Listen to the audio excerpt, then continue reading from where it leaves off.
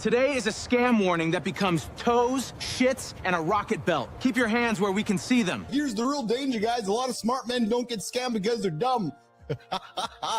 Oh, yeah.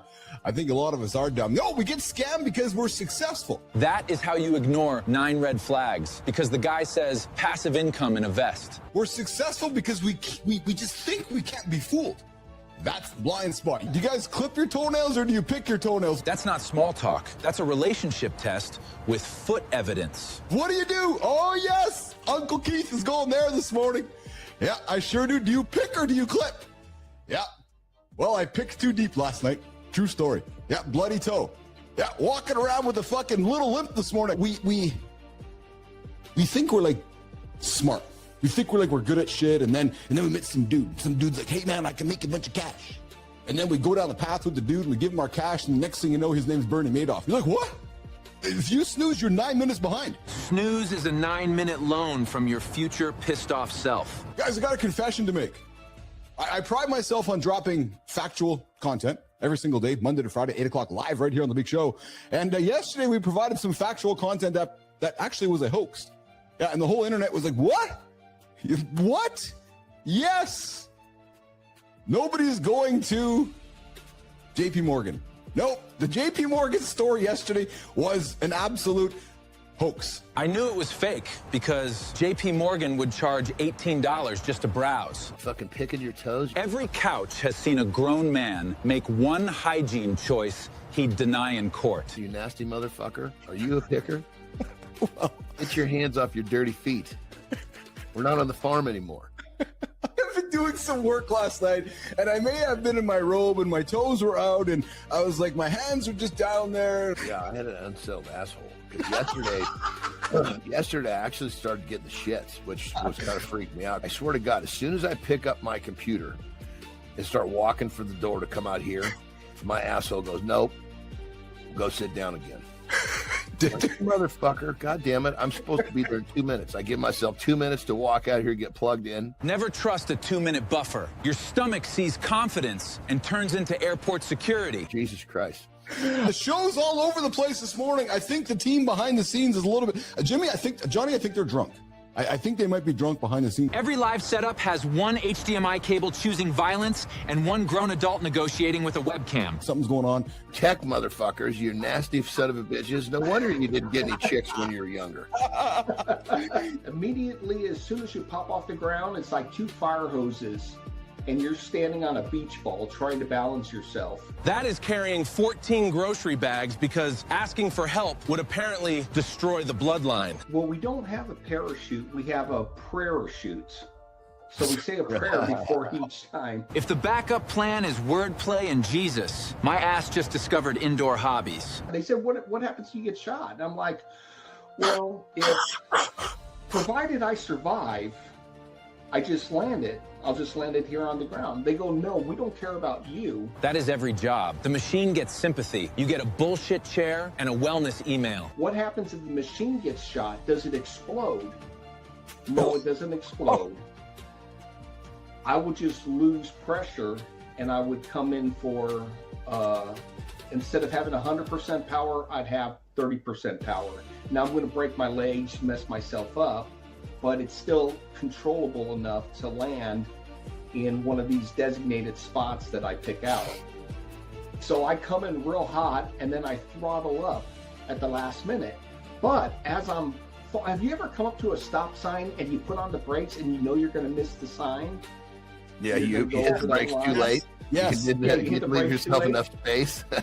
I hit the throttle too late. And I'm trying to slow down. That is me hitting reply all, then discovering regret has no brakes. Boom, I touch land on the center field, and then I kind of lose my balance, fall forward, backward, and I fall on all fours. I'm like, man, this is embarrassing. And I look like, and the thruster, we couldn't get the thruster off. And it's just burning my leg. So my right leg was 3rd-degree burns, 185 inches of skin I lost.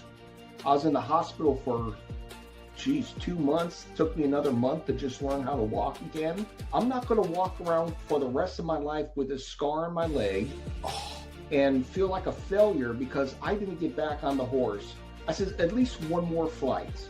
And for some reason, this was in 2013, the rocket belt ran out of fuel early. I was about 15, 20 feet off the ground. Oh, shit. And I come falling out of the sky. And 10 years later, I said, you know what?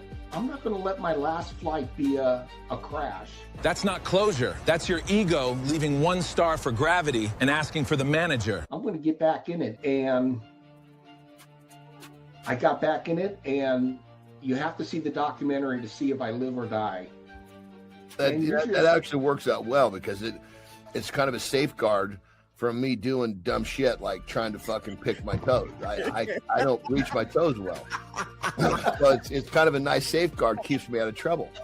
I was like, oh, there is no fucking magic. If you're too fat, you can't fly, period. But as soon as I'm strapped into that thing, Yeah, everything goes away. That is the cleanest your brain gets. Mid-air or checking your bank balance after vacation. At that point, because you have to be focused. You can't let all that fucking anxiety control your thought process. You'll for sure crash.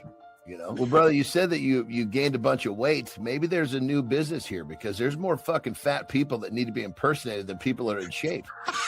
Yeah, I'm just saying, I wake up at 6 o'clock every morning. I wake up an hour before my son. Yeah. I get in my massage chair. Yeah.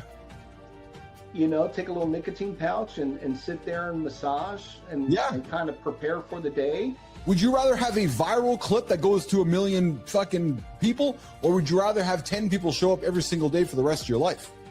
No, it's the habit. Not the audience. No, it's the community. True story. Think about that for a second. Not the views. Okay, I got 1 million views. How many returned? None. Return is the real metric. Return is the real metric. Who comes back? Who builds you into their life? The asset is the habit. The habit. The asset is our room. The asset is our relationship. The asset is the fact that every morning at the same time, 8 o'clock, live, people know where to find you, know where to find me, know where to find us. That, my friends, is how trust compounds. That is how community forms. That is the real flex. Going viral rents attention. Return visits by the building. Full show is up next.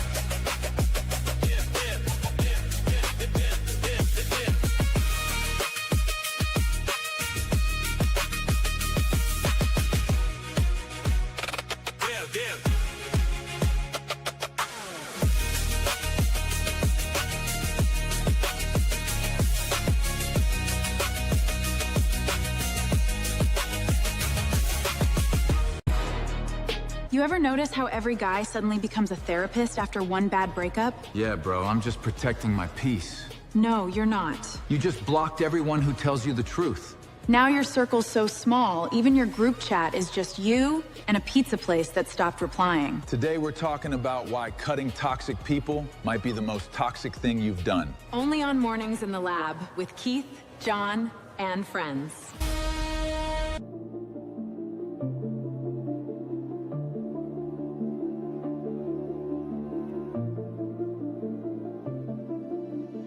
Good morning and welcome back to Mornings in the Lab with Keith, Jon, and friends.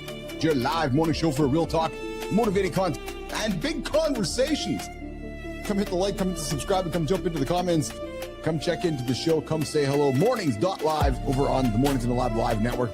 Get up, build a streak, and show us your proof that you are up.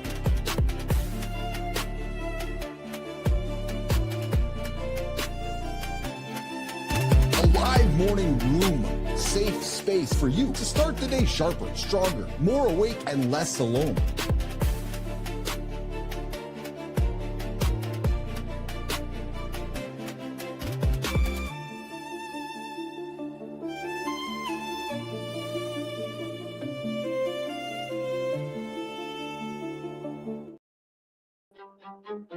You know, there's a difference between protecting your peace and avoiding accountability. And if every relationship in your life just feels toxic, you know, we just might need to look in the mirror. We might need to look in the mirror at the common denominator. And what's that common denominator? What is it? What is it? What is it? Well, today we're going to break that down and help you rebuild something most men are missing right now. You know what we're calling it? We're calling it real brotherhood. But first, you know how the opener goes. Good morning and welcome back to Mornings in the Lab with Keith, Jon, and friends, your live morning show for Gen X men looking for real talk, motivating content, and entertaining conversation that, hey, May 4th, that helped them get started with momentum, clarity, and a kick in the proverbial hiney. Yeah, we call that ass. Yeah, oh, did I say ass? Yeah, I did say ass. Hey, listen, guys, this is an R-rated experience. Yes, it is. Sometimes it becomes X-rated. Yes, it also becomes X-rated along the way as well. Or whatever letter in the book. Yeah, it just might become that along the way here today. So good morning, everybody. Welcome to our big show this morning. We got a lot of fun things happening here on the show here today. Hey, we got to check in on the site, mornings.live. Mornings.live, go check in and come say hello. We got the daily poll. Kai is up on the poll. When a close friend seriously offends or frustrates you, what is your default reaction? Good morning, Holroyd. Is it face it heads on? Is it slow fade? Or is it immediate cutoff? What is it? What is it? What is it? What's the poll? When a close friend seriously offends you, frustrates you, what's your default reaction? Hey, daily question today is, what is the one default character flaw of your own that your friends have to put up with? Maybe it's called picking your toenails. Yep, my toe is fixed today, guys. What are you talking about? Go check out Thursday's show. I revealed a bad habit. Yes, I sure did. And for all the snoozers out there, if you keep snoozing, you're going to be thousands and thousands upon minutes behind. And right now you are 1,116 minutes behind the dude who's getting up every single day. 18 hours, 36 minutes of your life gone, laying there. Yeah, listen to this for a second. You could have learned a skill. You could have fixed your body. You could have rebuilt an entire relationship. Instead, what did you do? Well, you negotiated with a pillow. Think about that. So just think about that. Think about that little decision in your life. You negotiated with a pillow for over 18 hours. Holy shit. Jimmy, can you imagine that? Hey, Jim just laying there, counting the minutes and the hours, just negotiating your life away. Yeah, I can't even imagine that whole situation. So guys, today might be the day you start your day without hitting the snooze button and get up and get after, because we are your daily live accountability partner here to help you start your day and get your ass out of bed with some positive energy, some positive momentum, and a little bit of fun along the way. Yes, we try to keep you out of the doom scrolling and put you into the positive scrolling. Good morning, Jess of you. What a shaking. Hey, Matty. Good morning, Matt. Good to see you. Good show this morning, brother. I enjoyed it this morning. I sure did. Had you on during my morning lift.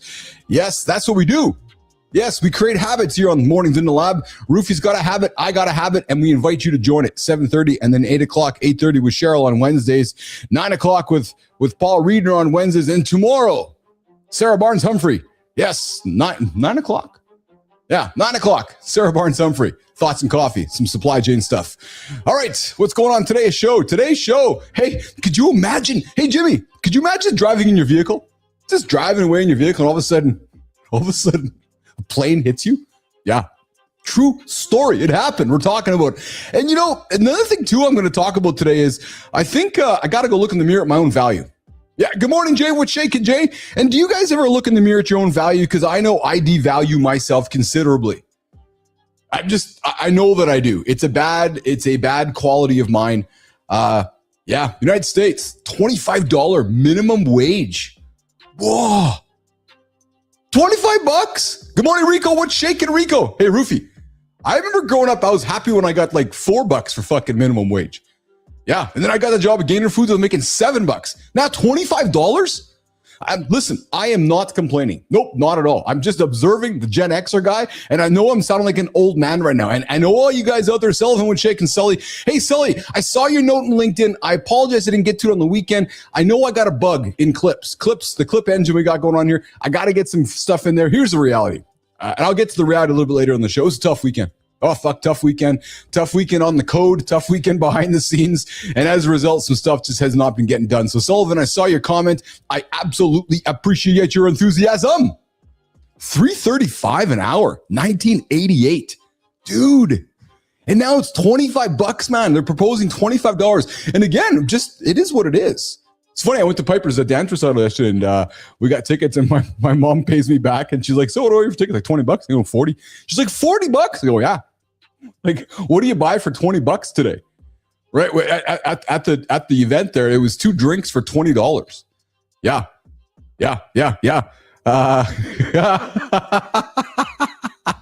Sullivan, I don't speak fast. No, it's just my words coming out. I don't speak fast. No, it's just my words coming out at a quick pace. Yeah, true story. Hey, speaking of words coming out at a quick pace, I had some fun with Brooklyn this week, and I said to her, hey, what are you thinking about right now? She's like, nothing. I go, you lie. She's like, what? I go, come on. What's nothing? 9 letters. N-O-T-H-I-N-G. Or no, N-O-T-H-I-N-G. 7 letters. And I said, so every single one is like a letter. She's like, oh, yeah. I said, so you're actually thinking about 7 things. And then I said, if you add on to that, she's like, oh, I had her laughing. So if somebody asks you, what are you thinking about right now? Don't say nothing, because you're actually thinking about 7 things right there, 7 different letters in the alphabet. Yes. So we got Jess Yule. I made $2.25 an hour in 2010 as a waitress. Talk about a slave wage. And $1.65 in 1972. Yes. Well, so I live here in Canada, where my dollar's worth like, I think 8 cents. Yeah. So don't even talk to me about currency, because my dollar is actually worth not very much money these days. Yeah, true story. So having some fun. We're talking minimum wage. It is what it is. It's just the world we live in right now, and gas is not going down anytime soon. No, hey. So I like to play this trick with y'all all the time. There's a bunch of stuff happening over there right now. Okay, play with me. Everybody play with me. There's a bunch of stuff happening way over there right now. Look, everybody, I want you to look to your right. Look to your right. Okay, y'all looking to your right now. Get everybody looking to your right. Okay, shh. Yes, America, we're going to tell you about a UFO file we're going to open up today. I want you to look to the left. Oh, yeah, the administration is teasing a very interesting UFO file dropping sometime perhaps this week, because we don't want you looking over there, and we don't want you looking at the gas pumps as you drive by them. So what we want you to do is, we don't want you thinking about that guy's island. Nope. And we don't want you thinking about the gas pumps. Nope. And we don't want you thinking about what's happening over there just across the pond in that little sea over there. Yep. So instead, what we're going to do, yep. Hey, Maddie, look to the left. Look. There's a UFO over there. Yes. That's a UFO over there. It's an identified flying object, because I don't want you looking over there. Yeah, true story. Coming up. Hey, Sanalytics are real. I want to talk to Johnny about it. I wonder if he knows anything about it, because I don't. And then, of course, hey, Sanalytics to Mike Seneca. Mike Seneca, he was trained by Dwayne Johnson's uncle. Yes, now he races, he flies, and he body slams his way through life. If you think, so Nation, Kai's been doing a hell of a job finding us interesting people. And kudos to Kai for that one. And we've also put this collision engine inside the platform here to help find other interesting people. And I got to tell you, man, I think Mike Seneca is going to be interesting one. So the guy races race cars, flies airplanes, and wrestles. And no, not all at the same time. No, that's John Anderson. Yeah, this is one of those stories that's going to make you think about, it's going to make you really think about excuses really fast. Yeah, this guy's a pilot, NASCAR driver, pro wrestler, and entrepreneur who's still chasing the next level. We're talking about resilience, reinvention, what it actually looks like to live a life most people are too scared to even attempt. Speaking of that, I got to share a little revelation this weekend, guys. I had the entrepreneur's tears this weekend. Yep. And don't tell me you guys ever have them. All right. Yeah, I had them. Just had some tough moments, man. True story. And to those you motherfuckers out there that would say that you don't, I think you're lying to me. I think you're absolutely lying to me. Because I think we have moments that we don't want to share with the world, and I'm taking some time right now to share with the world. Yeah, I had some entrepreneur's tears this weekend. We looked in my own mirror, collected myself, and no, not full on sobbing, just some full on holy shit. I'm on the side of the mountain right now, and it's so far, but I so fucking believe. So you strap in and you go harder. Speaking of strapping in and going harder, the guy's on time. Who's that? My brother from another mother. Look at him coming in, Jimmy. His name is John Anderson.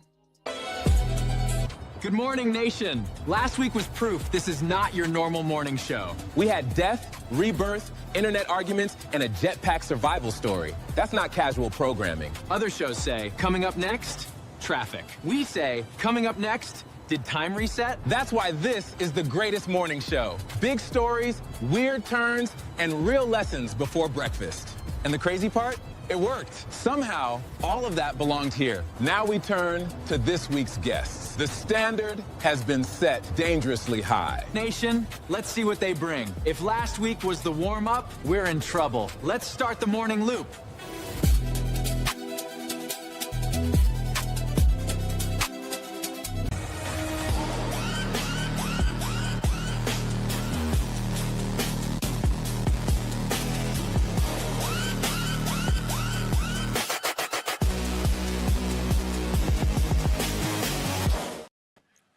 Dude, that's exactly my buggy. I was going to say it looks like your buggy.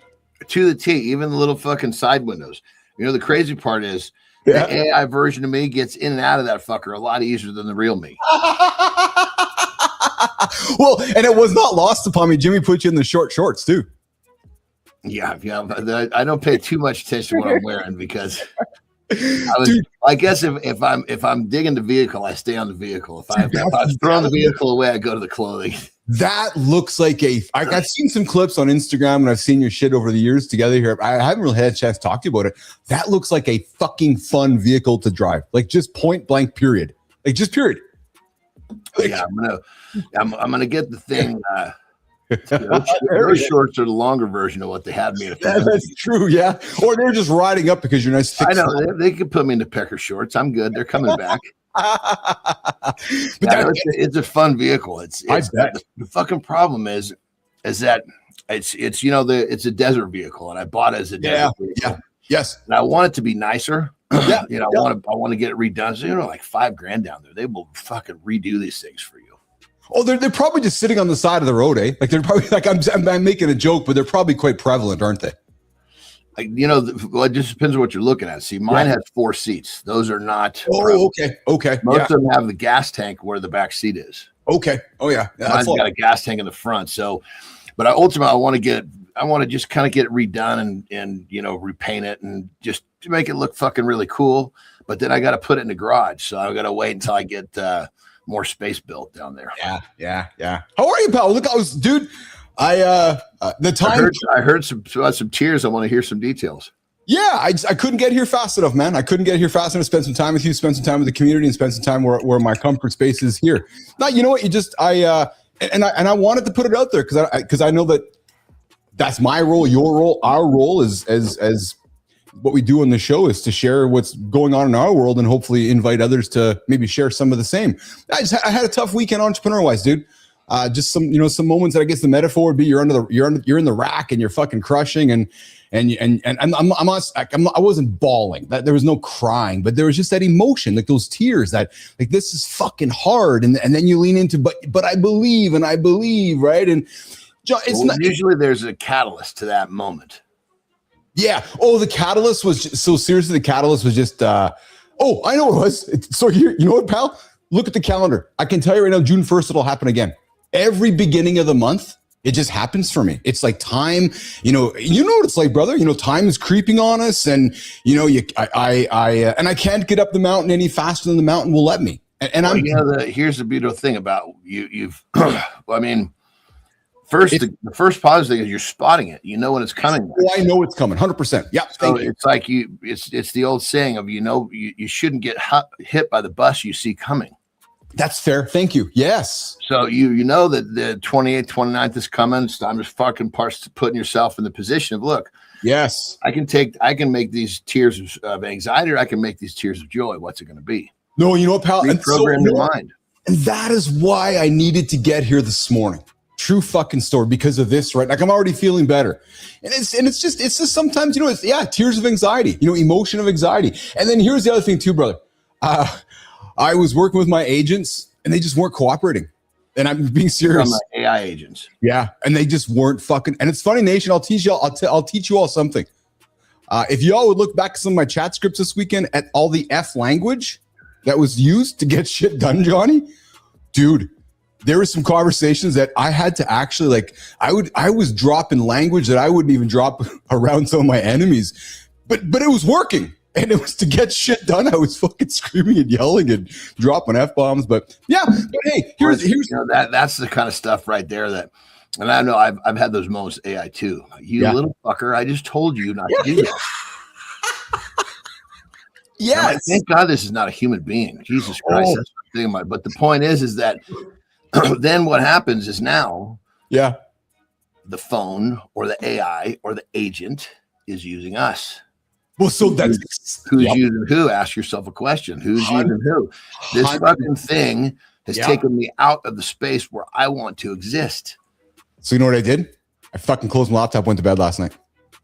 That's exactly it. Because I realized that it was getting control of my better wellness, and I was like, no. How'd that go for you? Just shut it down and get in bed. I shut my laptop, went to bed. I was like, fuck it, I'm just going to bed. How'd that go? I mean, that's my question. Were you able to let go of it and fall asleep? I was. Thank you for asking. I was. I closed it up. I picked up Lola. Lauren went to bed. I picked up Lola. I snuggled her, dude. True story. Snuggled her. I went and laid down in bed with her, and I fell right asleep. And I woke up this morning pretty damn good. Yeah, you're probably just past that point.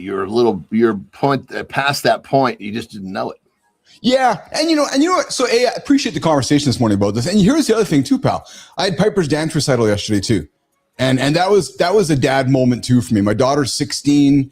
It's kind of like my last week of driving her. She's driving herself next year, so it was one of those kind of those. I mean, in all seriousness, who the fuck's going to get in the car when you want to drive backwards? Nobody. You're on your own. You're fucking awesome, Anderson. It's like, fuck, man. That's always really stressing out about who am I going to drive backwards with? You're fucking awesome. I love you so much. But it was also a reality, too, that holy shit, right? We're getting older. Her dance recitals are changing. And my little Brooks is getting, buddy. But I got to tell you a sense of pride, though. My little Brooks. That was good. That was good. The O, that was like a real O right there. It was. Yeah. Because you're going to love what I'm going to tell you next. Little Brookie, 10 years old, ran her first 5K marathon yesterday in 37 minutes. What's a 5K marathon? So she did what is it, 2.5 miles? Like a 2.5 mile, like a 5K run. She ran a little marathon, a little mini marathon with Lauren. Okay, so I got you. So it was basically the marathon's like a fun title. Yeah. So like a 5K run. So whatever that would have been, 2.5 or 3 miles, whatever that was, right? So 5K is 2.5 miles. Yeah. So she did it, John, in 37 minutes. Yeah, that's good. That's fucking moving.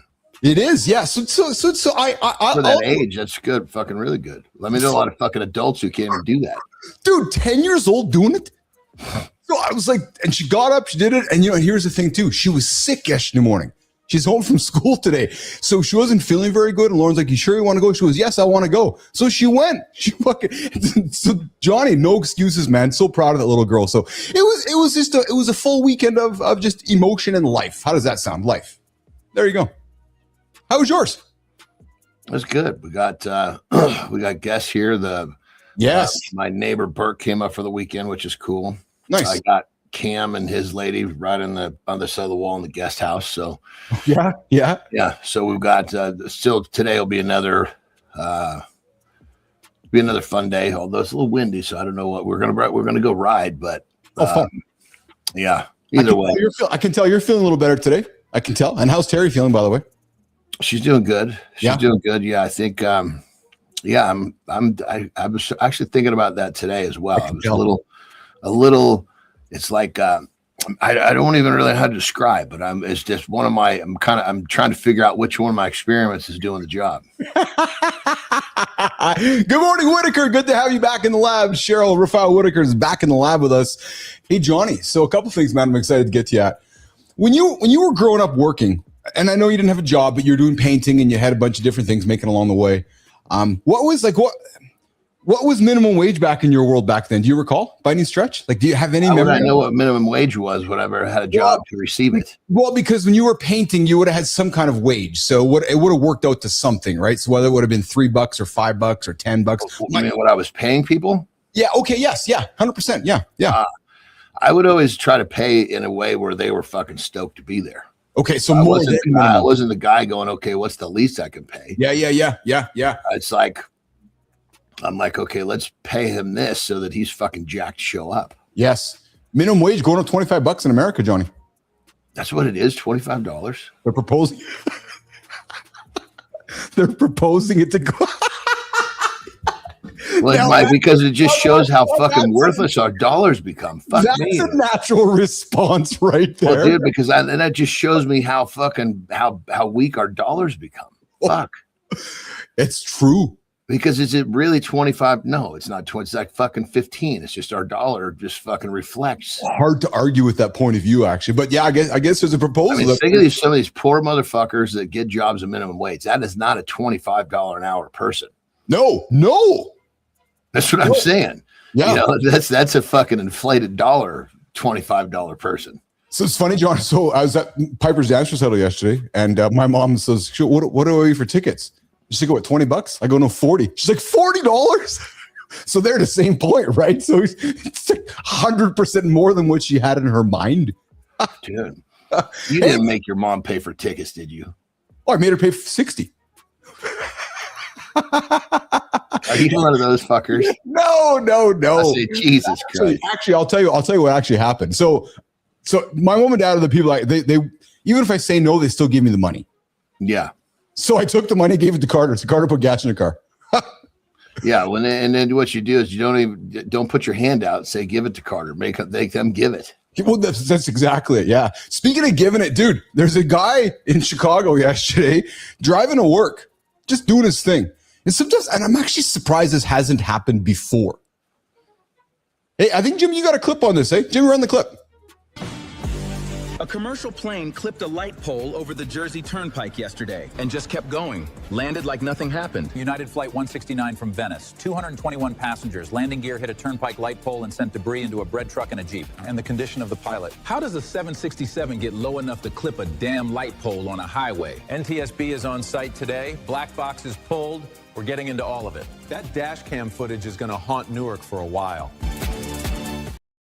Great clip, Jimmy. Yeah, could you imagine this, Johnny? Just doing your job, just driving.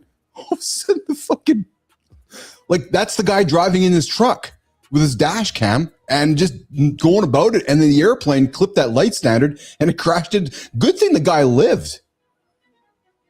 Yeah, that's fucking nuts, dude. That is totally nuts. You know what else is nuts? So I found something that I wonder if you've tried this or if you've seen this. Jimmy, put this insane Aussie wood cutting thing. So, dude, I've kind of seen this before, but I wanted to show this to you. Have you seen this before? And have you tried this before where they do this? You know what I'm talking about? Like, do you know anything about this? This is like lumberjack competition. Yeah. Have you tried this before? No. Why the fuck would I want to try that? So I got to be honest. I don't fully understand. Real quick, back to that. What makes you think that I'd want to try that? Well, so I'll tell you why. Because what I love about you just do crazy shit. And I do crazy shit that interests me and what I'm trying to achieve. Well, I figure, but I know, but there's something about this that struck me that might have been interesting to you as a strong man, or like I could fucking do that and better than anybody else. I do. I mean, dude, I'll be totally honest, dude. I mean, the guys that are the best at this, yeah, no fucking guys coming from another fucking sport. They're good at that. Yeah, it's like when you get into, like, perfect example, as a pro strongman. Yes, you might have pro powerlifters that might be stronger in the powerlifting world. They come to strongman, they get fucking turned upside down. That's exactly what you're looking at. Yeah. This is a skill in itself. Yes, these guys are strong. They're athletes, got endurance. That's the base athleticism. But they've honed a fucking skill of jumping up on those like look at how many they've got. They hit that fucking thing with their axe X amount of times. They get that perfect hole. They slide that fucking board in there. You and I would be sitting there whacking that hole all fucking day trying to get the board in there, and then it wouldn't stand like this. It'd be like this, and they would fall off. I gotta be honest. I don't fully understand the sport.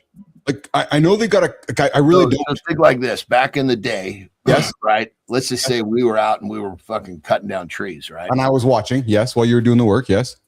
Well, and this would I'd probably be telling you what to do. This is not something that, killing food. I'll take control of that. But as you see, like modern day guys on a really tall tree, they'll go up and they'll cut the top half off, right? So maybe they got to fall the tree in a place where they can't fall the whole thing. Oh, right. So they'll go up. They'll take them up. They'll cut the top half off. Yes. So these guys are going up to symbolize going up to cut the top half of a tree off. Oh, I see. Okay. I get up to a certain point. They could do that all fucking day. They could go up 100 feet high. Yeah. Huh, interesting. And now you got to figure they're not negotiating branches. They're not negotiating bark. This is fucking easy for them. Yes. Yeah. Hey, Johnny, a couple of things. Do you know what sanalytics are? I got to think. So I put this on the table because I'm hoping you can teach me about them. Do you know about say it again? Sanalytics. I mean, if I know what it is, I'm not connecting the dots right now. We're going to talk about it in a second, but coming up here at the bottom of the hour, we got Mike Seneca, Johnny, NASCAR driver, pilot, and professional wrestler. I don't know. Trained by Dwayne Johnson's uncle. Yeah, coming up, Mike Seneca is going to join us in a few moments. But before we do that, so I found this because I wanted to talk to you and I wanted you to teach me. So it has to do with, I'm probably not going to pronounce them properly, but something to do with dasatinib and quercetin. Quercetin, I think we've talked about that before, no? Hold on, back up, say it one more time. Yeah, dasatinib and quercetin. It's about longevity with your cells. Jimmy, run this clip so Johnny can see it, and then we're going to talk about it. Every longevity podcast is selling zombie cell pills now, and not one of those pills has passed a real human trial. A 2026 study tested 21 senolytic drugs. None have proven they extend healthy human life. The mechanism is legit. The $100 supplement stack. That's faith, not data. So, do you know anything about like quercetin or these senolytics? Like, I was wondering if they were kind of linked to the peptide kind of world that you research in. Well, they're talking about autophagy. They're talking about killing zombie cells. Can you tell me about that? There's many ways to do it. Like fasting is a way to getting into autophagy. Basically, it's like think like this. Back when we're let's say I go out to go kill food and I don't get anything. I come home and we're fucking hungry. Okay. Right? So we haven't eaten in say 2 days. Yes. Our bodies are going, okay, you're not getting fucking fuel. We better fucking make this ship really goddamn efficient. It's time to go and fucking chew up and get rid of all these cells that are not helping us get food. Oh yeah. Okay. Yeah. Then it does. Think of it like house cleaning. Gets all these cells that are kind of wandering around. And keep in mind, you could call this pattern interruption. Because think about it, a zombie cell. If it continues to be a zombie, it could potentially morph into a cancerous cell. I see. Okay. So pattern interrupting, number one, that's the way I like to call it. Because when you're not making claims to stop cancer, it's just stopping patterns. Well, yes. Anyway, so what they're talking about is a version of getting rid of zombie cells, and there's a lot of ways to go about it. There's a peptide called FOXO4 that does a great job of that.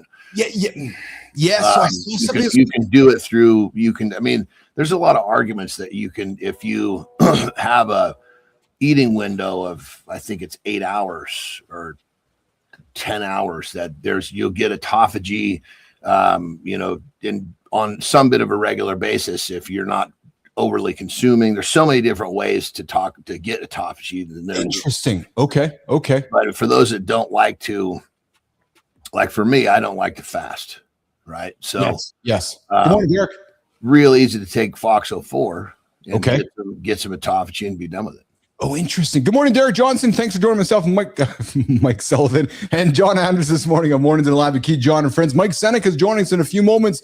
Wrestler, NASCAR driver, and pilot. Interesting story. Hanging out with myself and John this morning. Speaking of interesting, John, so I got something fun with you, man. You know how we always like to laugh about distractions. Well, the world right now is saying, go look over there. Go look to your left. Go look to your left. Go look to your left. Go look to your left. Because the administration is going to launch something, Jimmy, to the right.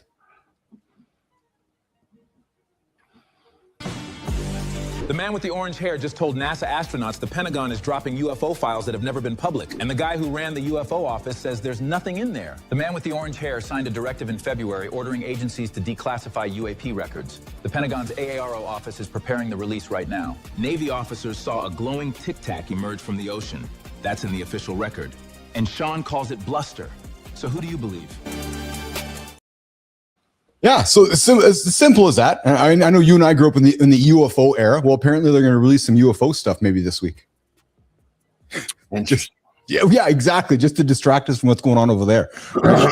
Hey, I got a question for you. Yeah, that was like your, especially your futuristic perspectives, and obviously your ability to understand techie shit. Yeah. So what is it? And this is just the first little wind I've heard of this. Yeah. So, and it makes a lot of sense, but I mean, I just don't know enough to form my own opinion and stand on it. Yeah. The whole idea of Bitcoin being a total of, there's never going to be more of them, right? Yes. Yeah. So like truly one of the only things that we know that stands against inflation, because gold, they can dig more, you know what I mean? Dollars, they print more. Yes. So that being said, and with some of the major fucking buying that's going on, yes, do you foresee a fucking Bitcoin shortage in the next 5 years? You know what I've been asking myself about Bitcoin? It's funny you asked that. I'm asking myself this question. I'm asking myself if we're going to have some kind of event with it. So I'm going to air quote event. So what does that mean? Like, to your point, is it a shortage? Does it bottom right out to like 0 or 10,000? Does the truth get revealed behind it? Like, I'm starting to wonder, like, we're kind of like, as we kind of move over the next few years here, whether there's going to be like an event. You know what I mean by that? And that's kind of leaning to what you're saying. Like I feel like something's going to happen with it. Because what is it? Micro Sailor, he's now got this thing where he's going through strategy where, I mean, he's fucking buying more than there's being produced. But keep in mind, Johnny, he's got a view on, like, he has to at this point, right? He's so far in. So yeah, he's buried. He's got to keep going. There's no way out but to go keep digging. Yeah, right. So what do you got to do? You got to keep selling. You got to keep pumping, right? You got to keep your message out there. It's like what was the name of the two brothers that did that to silver? Oh, Hunt's brothers. Yeah, yes, I think. Yeah, just like that. They just went in and kept fucking buying, but the difference was that regulators changed the rules on them. There's no regulator of this. Well, that's my point, and that's why I'm wondering again. Just Keith's varied opinion of reading that it seems like, Anderson, we're due for like an event, which then maybe makes regulation step up, which makes banking. You and I've talked about XChat. X wanted to launch banking. Like I feel like John, there's a bunch of things happening where an event has to happen for us to kind of go, okay, here's some new rules here. You know what I mean? You know exactly what I mean, right? I think if I had to say, if you said to me, tell me what you think it is right now. Yeah. I think it's got to do with this freaking war, which I agree. is really designed to break our current system so they can usher in the new system, which is going to be digital, and Bitcoin fits right into that. I have a hard time disagreeing with that. And it's just, okay, here's Bill is calling out his fucking theories and conspiracy stuff. Like, I don't think November is going to happen this year. I don't think your midterms are going to happen. That's just my opinion. I don't think it's going to happen because I think we're going to be. I think we're going to be at war, and then as a result, like I think it's going to be an interesting number of months coming up ahead of us here. I just do. I really do. And that's going to be one of them. No, we're not going to do midterms. Oh, what do you mean? Because they can. If you're at war, you don't have to you don't have to have an election if you're at war. Well, I was going to say that would be a massive fucking change. Holy shit! Whoa. Hey, then people are fucking talking about feeling trapped. Holy shit! Oh shit! Yeah. Hey, speaking of trapped, so again, you hear these things, you wonder about things, and I get curious about things. And I saw this clip yesterday, and you got to process it to think whether it's true. Jimmy, let's run this ex-Russia. Look, I'm just going to stop talking. Someone who is taken virtually from birth and trained to be of another nationality. The Russians are very good with sleeper agents. No other country that we know of uses sleeper agents. Let's say you're born in Russia. From the age of 2, they take you from your family with your family's acquiescence, and they take you to an American-style town that they've built out in the hinterland in Russia. They teach you to speak English with an American accent. You watch American TV shows, you watch American movies, you eat American food, you get an American-style education. So I have no idea that you're not American. And then they send you to the United States with a fake ID. I was born in 1964, so they'll go through death records from 1964 and they'll look for deaths where the person was only a day or two old. They'll take that name and the birth date and they'll get a social security card with the birth date. They'll use the social security card to get you a passport. So you come here with an American passport, everything's legit. Now your name is Bob Smith, which was really that baby's name that died. And you get a job. You may work as a travel agent for 20 years and never hear from them, but then they'll activate you and they'll say, we want you to go take care of this target over here. Kill him. Jimmy, Yeah. kill it. Or we want. So fascinating stuff, because you think it's movie stuff, but it's real. You got to think it's real. Like the world is too big to think that shit doesn't happen. Don't you think? I mean, the only part that threw me for a little bit of a loop was when he's making it sound like he's got to go shoot somebody. Yes. I'm wondering if that is a symbol, or is that literally got to go knock somebody off? Yeah, because go take care of this. Yes. If take this part away, go take care of this. It could mean go grab a file from somebody's office. It could mean 100 things. So this was the only part that was the only part of the communication where I thought, okay, I'm assuming this is symbolic, but I could be wrong. Yeah. Well, it's just we know if it's happening over there, it's happening over here, right? So what also caught me though is just like there's these fake American towns in hinterland Russia where it's like you're living in America but you're not.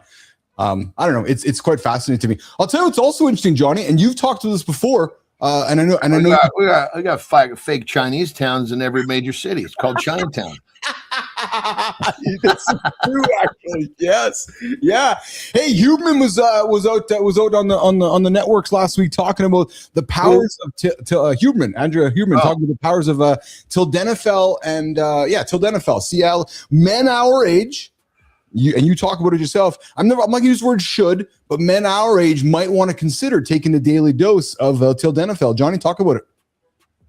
Basic takeaway is that the person taking the dose needs to understand what the benefit is. Yes, thank you. Yes, that's the first thing. Are we listening to him or me? Yeah.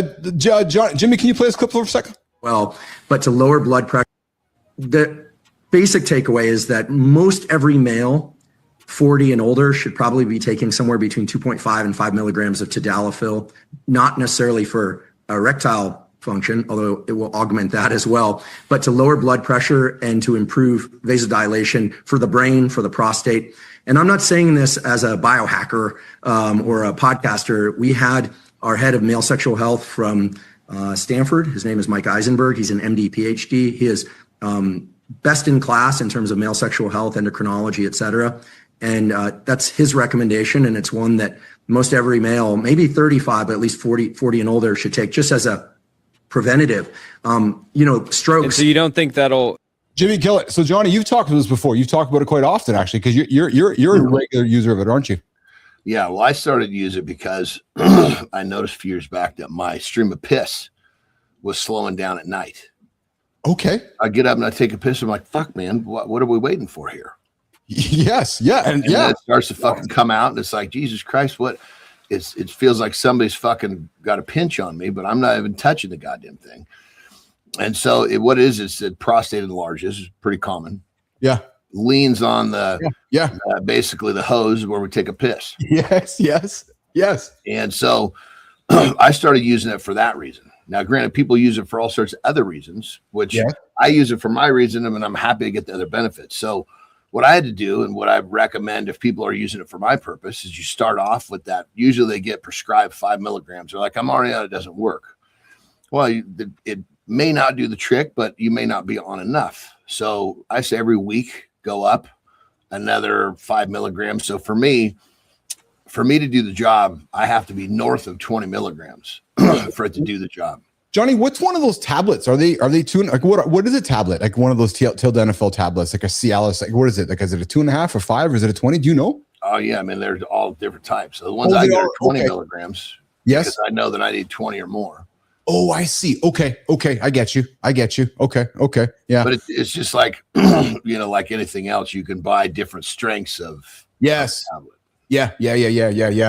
Well, and as we know, they discovered the erection drug because when you told me this before, when they were developing that, they discovered the lower blood pressure, right?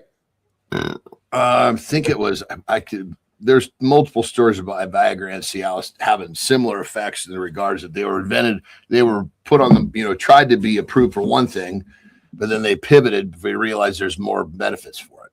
Gotcha. But I'm just sitting here rattling off in my head.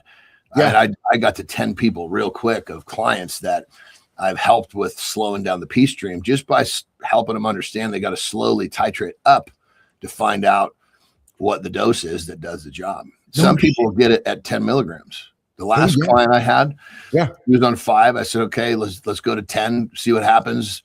Let me know in a week. He said before the week came up, he started pissing normally. Do you need to have a script in the United States for those products? I know in Canada you do. Well, I guess it depends on how you want to play the game. That's fair enough. You can get it. Yes. Do you need a prescription for it? That's a good question. Yeah. No, I don't know. I actually don't know. Hey, Jimmy, you got an epic spot for me? I think you do. Check this out, dude. So I think this little dude here was having some fun this weekend with his dad. Check this out, man. This is cute. This nonstop. Just look at him draining him. Honest to God, the kid's clearly done this before, Anderson. He's like, okay, I've done this before, and I'm going to do it again for camera.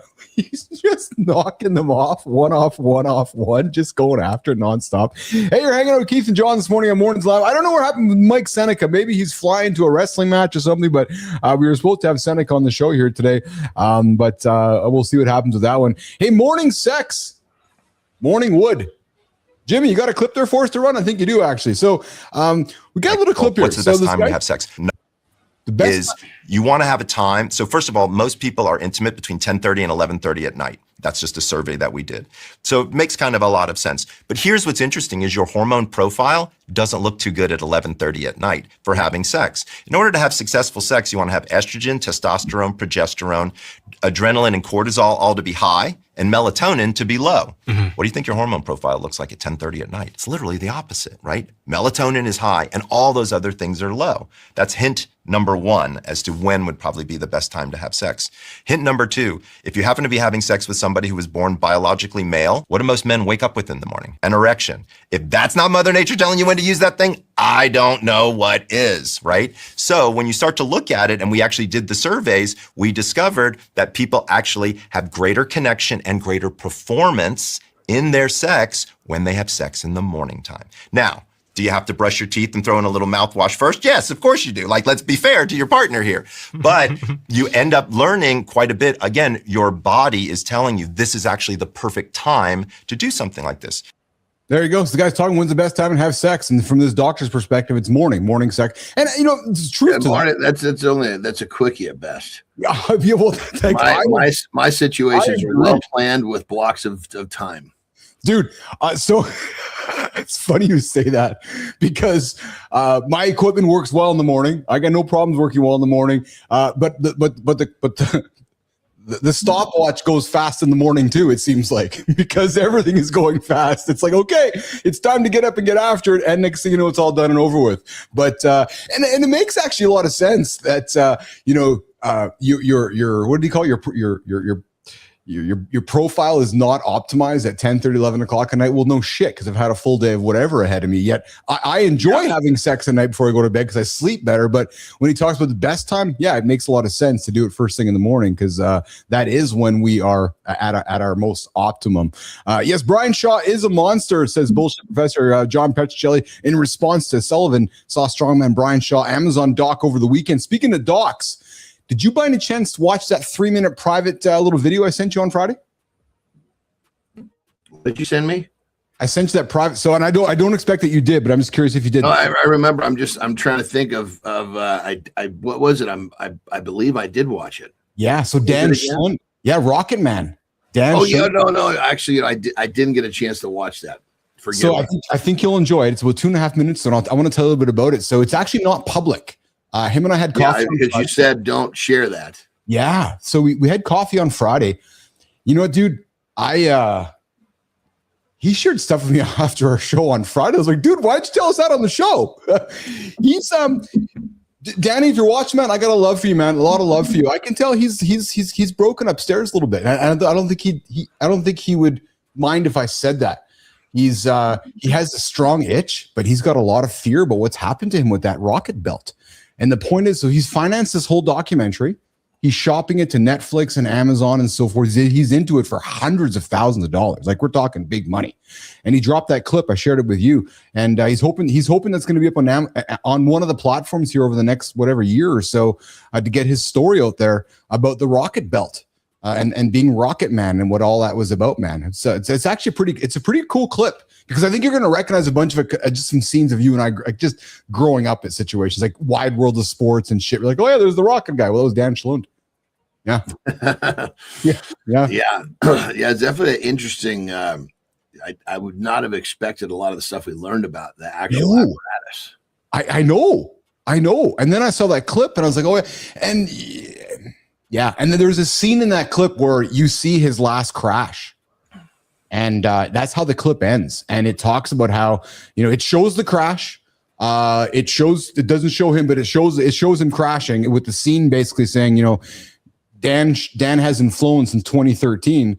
And it's quite a riveting drama. And I hope it gets it released. And let me ask you a question, brother. So you say it's broken, but we're all broken. Yes. The question is, the people that have usually, I hate to make the blanket statement, but usually the people that have found where they're broken and they use that to their advantage are the ones that really move ahead. Has he recognized that as a strength yet? I don't know.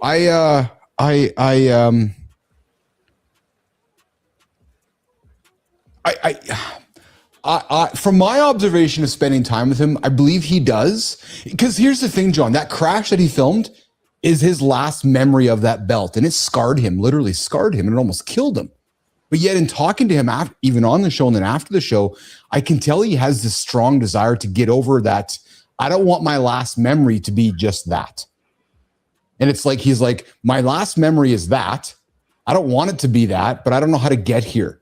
Right? And even talk to me like, I'm fat, I can't fly, I want to fly, I can sense he's really wanting to. So him sitting back in that chair was not a sign of prosperity. It was a sign of, fuck, God damn it, I need to get off my fat ass and go get this done again. I get that sense. I do. And I get a sense that he, it's like there's a connect from, I don't like how it ended. I want to do it again, but I'm not getting any younger. I got all this stuff. I want to connect from here to here, but but it's scary. And it's like, okay, but I'm 57. Do I need to do it? Right. But yet my last memory of that is that. The whole thing, John, was quite fascinating to me, because I feel like I was talking to a broken person. I don't mean that in a negative way, Dan, if you're tuning in. I mean it as that's why I said to him, like, is there ways that we can help you forward? And I even said, if you're going to go on your journey, let's film it and get you on the show and maybe do your own show. And Keith and John, I said, John can help you. I can help you. I don't know. I wanted to help the guy, because I can tell there was something about him that was like, I want broken maybe a little bit too strong. And I don't, too strong. Yeah. Yes. Maybe say what would be a word that would fit that description, but show something a little, because when broken, I'm still looking for broken. I think what I'm seeing is conflicted. That's a better term. Thank you. That's a much better term. So, Dan, yes, that would be the term that I'd want to use. Conflicted instead of broken. You're right. Broken means you're busted. I sense there's a strong conflict for him, right? Because he's like, I want that, but I don't know how to get there. I don't like my last memory of it. And do I need to? My identity, and I can tell his identity is rooted so much in his past, right? Fascinating fellow, dude. Fascinating fellow. Here's what's fascinating. Jimmy, let's run this committed clip, man. This is pretty interesting, dude. Well, real quick before we move on from there, yeah. What you're describing is very common for athletes. Yes, because they're no matter how it ends, they don't want it to end there. That's yes. So Jonathan Taves, one of the NHL's most successful NHL players over the last probably 20, 30 years ever, frankly. He was taken out of the game a couple years back through long COVID, and the game was taken away from him. He's like, well, fuck, I'm not ready to leave yet. Right. So he went and he stepped away from the game for a couple of years. And I share this with you because he went to India and found himself and figured it all out so he can come back and play the game again. He played in Winnipeg this last year. But to your point, because he didn't like how it was ended for him. Right. So it's like, I need to find a way to end it on my terms. And John, great segue to bring it back to Dan. That's what I felt through Dan's conflict. Thank you for I think he's pivoting. He's trying to pivot out with this documentary. Yes. It's just the documentary works. It'll probably fill that void. I'm hoping so. But I'm wondering though, after talking with Dan, if that documentary is the impetus to help him close that final loop for him. Which is, okay, the documentary is out. I'm going to go lose some weight. I'm going to strap the pack on one more time. I'm going to do one more flight. I'm going to successfully land, and then it's done. Like, I just wonder, right? Well, you got to, I mean, in this is where you have to have your next step plotted. Oh, for sure. Yes. Yeah. You can't just put down the pack and have your both feet standing and go, what the fuck am I going to do now? You got to know where your first step's going to be. Well, that's interesting to hear you say that, right? Because what you'd be inviting Dan to think about was that before you even strap up and take that next flight, you need to have, you're right, that decision made when you land, that you're at peace with taking it off and that you're moving forward. It's like when we were talking about Cena retirement. Even better, he's got to have the fucking next step planned. That's what I mean. Before he has that fucking crash. Oh, yeah. Well, yeah, you're right. Even that. Yes. Yeah, because now all of a sudden you're making decisions based on a crash. Oh, fuck. Yeah, you're right. 100%. That's making decisions on scarcity. Yes. Or fear, or, you know, when you want to make your decisions based upon that abundant position. That's such a well said, man. How many times we make bad decisions, we as humans, because of scarcity or because of fear? Right. Where if you got to know what your next step's going to be. If you can just pause to get out of a moment, right? Yeah. Every single time that I have pivoted, I've known what the next one's going to be. You did, eh? Yeah. Before you even made it. Because then it's switching gears. Yeah. You don't get stuck in fucking neutral. Yes. Yeah. Was this guy neutral going down the truck? Jimmy, run this committed, man. I was like watching interesting things because I'm just a curious dude. Dude, this is fucking awesome. Watch this. These dudes can do fucking crazy shit. I know. I know. And if they know what they're doing, fuck. Yes. Yeah, but this is so beyond me. Like, I'm good behind the keyboard and the fucking computer shit, but this, like, I don't understand all this lever shit in the real world. Like, I would get in this thing and fail, like, right away. But this guy just fucking gets himself out of the truck in his own little way, like just a simple, like, to him, probably a simple, like, look at this. Yeah, they move themselves around with those arms. Yes. Have you ever driven one of those things, Johnny? No, I could have. When we were having our pool done. Yeah. The dude was like a really cool cat. We actually became buddies. He was just here last week. Okay. Yeah. He actually could drive those things like fucking nuts. Like he's a second generation pool builder. So he'd been driving his thing since he was 5. Oh, geez. So he was like a 7 or 8 time world champion. They put like obstacle courses and shit. And how fast you do this. So he's going around the back of our house, driving down this fucking crazy little track into this fucking deep pool, getting a load of shit, driving back out, hitting our driveway with a full scoop, right? Which I can't even believe he's going up and down. Like, how the fuck's he get? But then he puts this thing in a fucking wheelie and drives it, 50 fucking yards to the front of the fucking house so he can put it in the dump truck.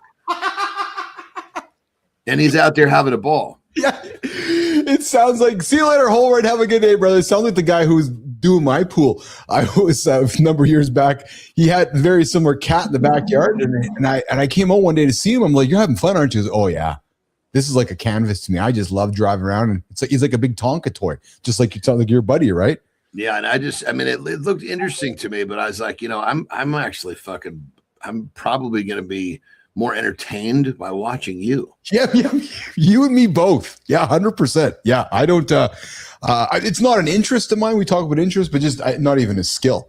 Not even. He was at one point. He was really cool cat with this huge fucking tree stump that needed to get pulled out of the ground. Oh yeah, right? And the equipment that they needed to. It was back at the lake, and it was a tree that had died. Right. Yes. And so they get the equipment back there to to dig it out or whatever the fuck, those wheels where they chew it up, where it was just really difficult to get the equipment back there. And anyway, so he's like, dude, I'll just fucking go get it out of there with one of my pieces of equipment, which was way undersized. And he even told me that. He goes, it's going to take some time, but he's pushing these things with these fucking joysticks. And there's so much tension built up in this fucking machine, right? Oh yeah, yeah. The machine would start to, like, I don't know what you call, like, shake, shuttle, because it would push to the limits. Yes. So you'd see him. He goes, you got to feel this. He goes, I got to put it right to the limit. But if I don't listen, I'll break the rams or the cams or whatever. Yep. So he would feel it. And then I would watch him. He would be like, almost like not looking. He's feeling. And then if something happened, he would just go like this. And the joystick, and the whole thing would settle down. And then he would fucking start doing it. It was like truly fucking like, whoa, this fucking dude is like next level at doing this. It's all That being said, it just demonstrates how fucking amazing it is to watch somebody that's like ultra good at something. Well, and that's why I enjoy watching Committed with you. I'm serious, because you're able to pick out these obscure skills or obscure things, because to be really excellent at something, like you're really good, like you said, you're really good at like the detail after detail after detail, like where you stand, how your shot is, like everything. And that's not the average person. So when you watch somebody who's excellent, how could you not enjoy that? Yeah. Like honestly, right? So, hey, science is finally revealing some truth, man. The horny teen myth. Petro, ears up on this one, brother. Men's real sexual peak is... Hey, Jimmy, run the clip. Early. They told every man alive his best days were at 18. And 67,000 people just said that was a lie. A study of 67,000 people found men's sexual desire actually peaks in the late 30s and early 40s. It's not just hormones, it's confidence, sleep, stress, all of it. So the guys who think they're washed at 35 might actually be entering their prime. Huh. I'm just saying. So this makes sense. So I guess in terms of how we position this thing. Yes. Are you talking about when you're getting the most fucking boners? Or are you talking about when you feel like you're at your fucking peak performance driving your vehicle? Yeah, well, fair point. There's probably a couple ways to look at it, right? I got more fucking boners in my fucking late teens than I've ever got in my fucking life, but I had no idea how to fucking operate the equipment yet. Yes. Once I got over the pile of kittens situation, I would agree with that. But I can certainly see why, as we age. Well, I've thought about that over and over, brother. Yeah. I think, I don't know why this happened, but the universe does everything for a reason. Yeah. The universe sent you to this fucking snap a rubber band doctor, yes. which fucking, I think, made your problem so much fucking worse. Jesus Christ. But it's done such wonders for our relationship. It's given us so much. Yeah, I think that's it was brought in for this. Yeah, that's right. So when I went to that psychologist years ago and I got that elastic band, he was psychic. He knew what was going to happen in like 40 years.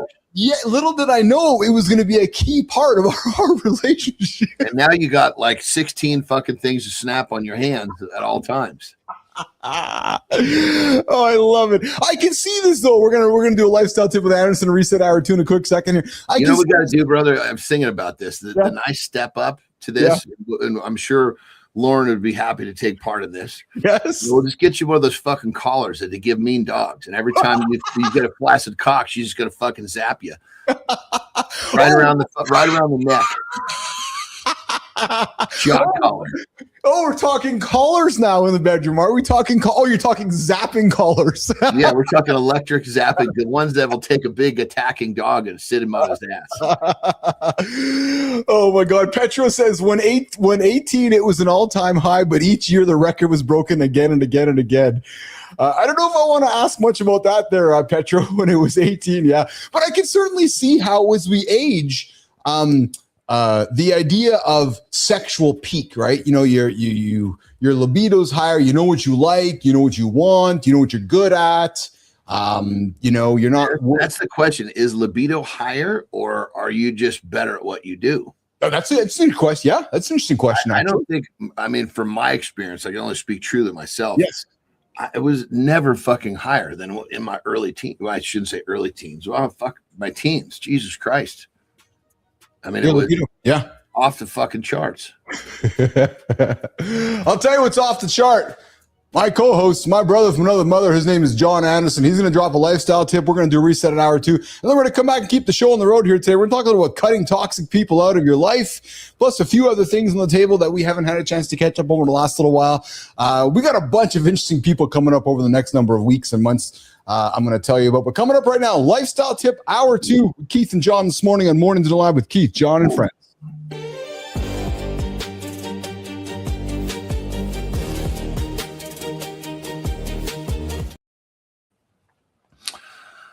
All right. It may be time to do some friend inventory. What does that mean? Look at the people you call friends and ask yourself, what is it that they are bringing to your life that would actually give them the title of a friend? Because we find that many people that we call friends, you know, they're takers. They may not even know they're takers. You might not even know they're takers. These are people that always seem to have a problem that you need to be involved in. These are people that always seem to need something. Rather than people that are building you up, bringing their own positivity, they're sucking your positivity because they don't have it themselves. And we've all heard the saying, you're going to end up being, you know, the average of the people you spend the most time with. Well, there's some of those people you have no choice. There's other people that you do. Those are the people that you need to do your friend inventory with. Hopefully, you'll register that you've actually collected some pretty positive people around you. But unfortunately, in the times we live in today, there's a really solid chance that hasn't happened. You just haven't picked it out yet. So when you take this bull by the horns and do some difficult shit, we've talked about that before, which means putting some distance between you and those friends, which should probably be acquaintances that are dragging you down, your life will change. So what's the tip? Pull up your fucking big boy panties, do some difficult shit, which is called friend inventory. Rock and roll.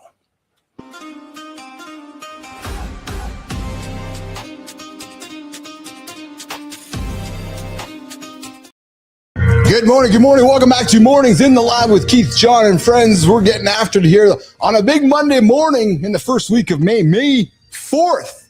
May the 4th be with you. Good morning, everybody. Hey, we had our guest, Mike Seneca. He dropped his note about a half an hour ago, said he got something to come up this morning, so he will not be joining us today. So you got myself and Anderson for the big show. We call it Mornings in the Lab with Keith, John, and friends. I hope you stuck around for the first hour. We had a lot of fun. We talked about the guy driving his truck hit by an airplane. Yeah, landing. What? True story. Go check it out. A fellow in Newark. Yes, that's exactly what happened. Plus, we talked about something that's happening over there. Might pay your attention to what's happening over there. Yeah, a little distraction happening with the administration. What am I talking about? Look for the UFOs. That might be ready. But coming up right now, we're going to get into the deep dive. We're talking toxic friendships, toxic relationships, and why cutting toxic people out of your life might be the best move you can make as you head through May 2026 into the future. And that conversation with myself and John starts right now. You didn't cut toxic people out. You cut accountability out, then called it boundaries. And now the only one clapping is your ego. Protecting your peace is fine. Using healing to dodge hard conversations is just emotional tax fraud. Real brotherhood has friction. If nobody can check you, you're not peaceful. You're fragile and bored. I didn't cut anyone off. I just protected my peace for 18 months. That's called being alone with a slogan. So Keith and Jon, when a man says, I'm setting boundaries, is it self-respect or a cowardly way to avoid being called out?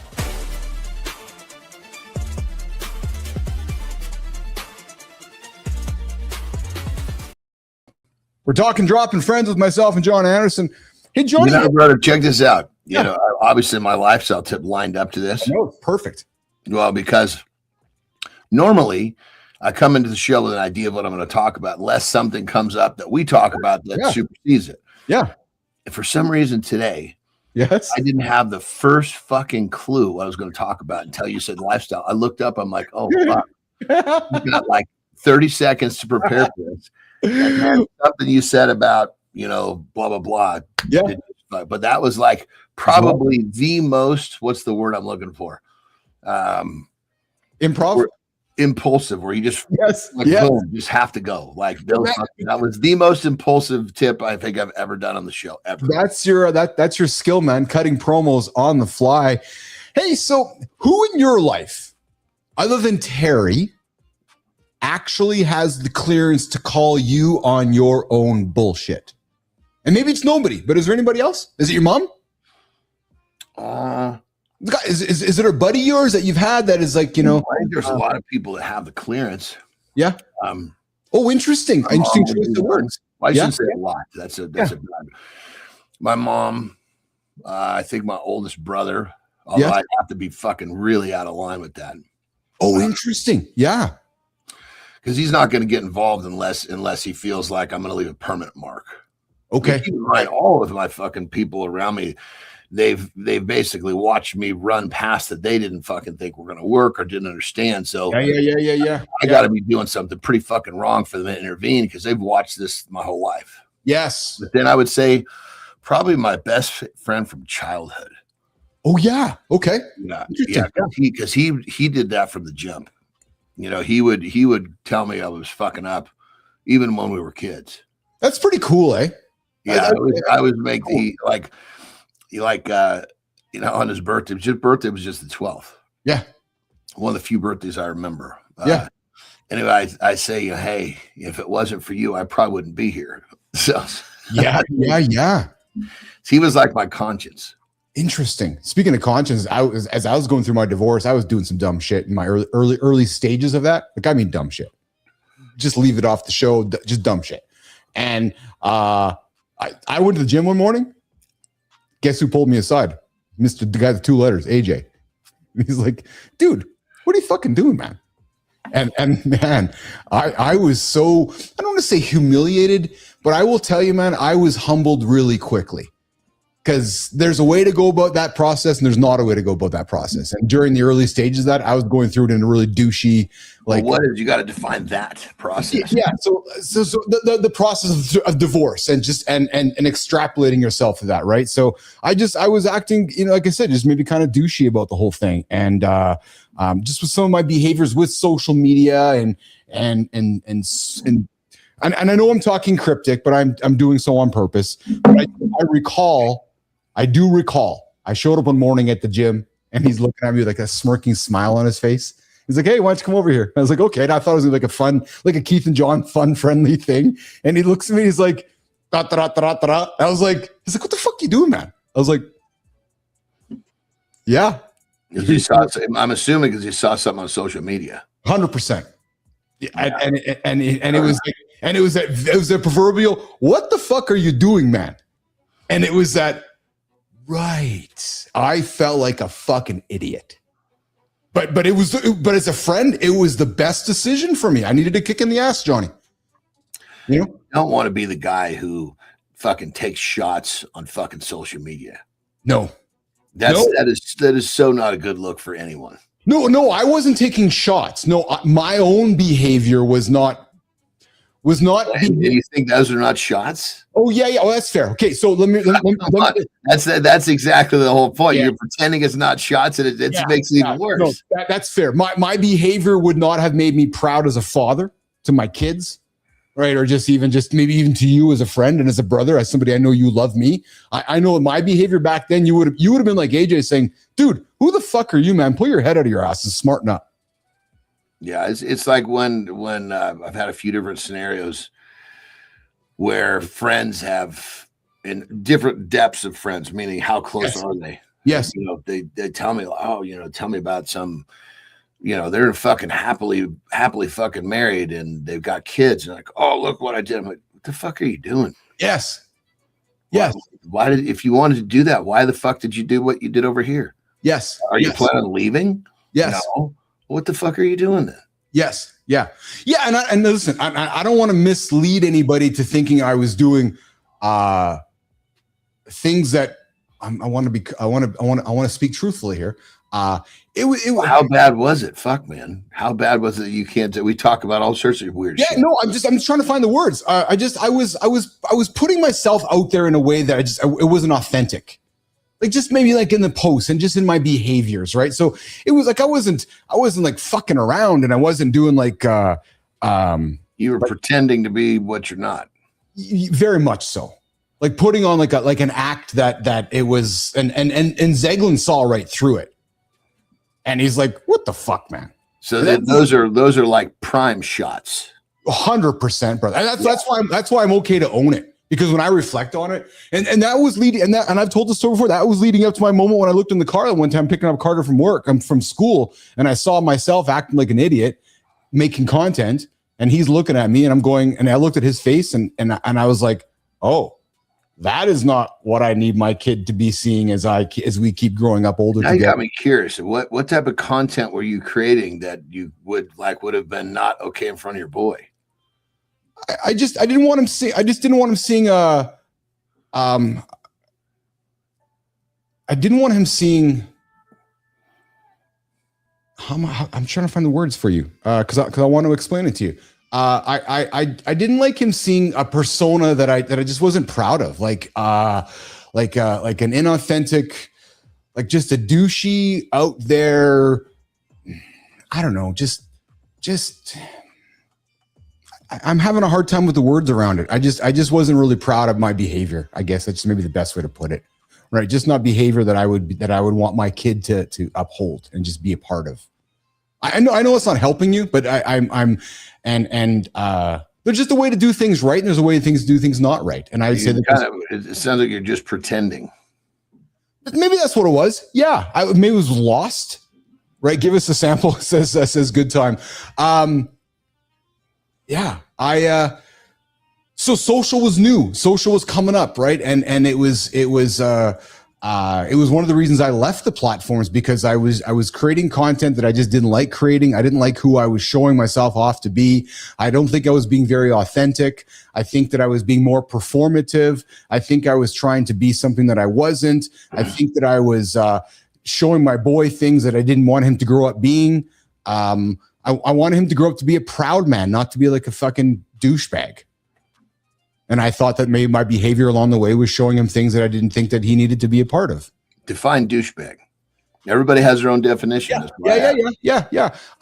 Maybe words that one was choosing, maybe the way that you would say things or articulate things, or the way you'd present yourself in certain ways. I don't like how I just don't like how I was being. So are you connecting this guy to the guy that would run to Vegas and do that thing? 100%. Okay. 100%. So that helps to put it into a little bit more. 100%. Yeah. 100%. And just, I'll say this out there, because I'll just put it out there. And this has nothing to do with fidelity or infidelity. That was not part of it, just to be clear. So if that's curious to you, nope, not at all. This was purely me just being like, just not a good dad, Johnny. Just being maybe like, you're like, fuck, man. There's a right way to be a dad, and there's not a right way to show your kids how to be a dad. And I just didn't like some of the stuff I was putting out there that if I saw my boy making it, I don't think I'd like him making it. Yeah, it's I think social media for me has always been business. Yes. You know, so yes, I reveal personal things, but it's because I'm trying to let people understand who I am. My social media has never been me just displaying my personal life. It's my personal life has been kind of you get a snippet into that based upon, you know, me kind of showing what I do, if you will. Well, and then so as social was emerging, and as it was maturing, I was on the early stages of that, and hence I became a ghost because I just deleted it all. I built my company in the social media world. I was oversharing. How does that sound?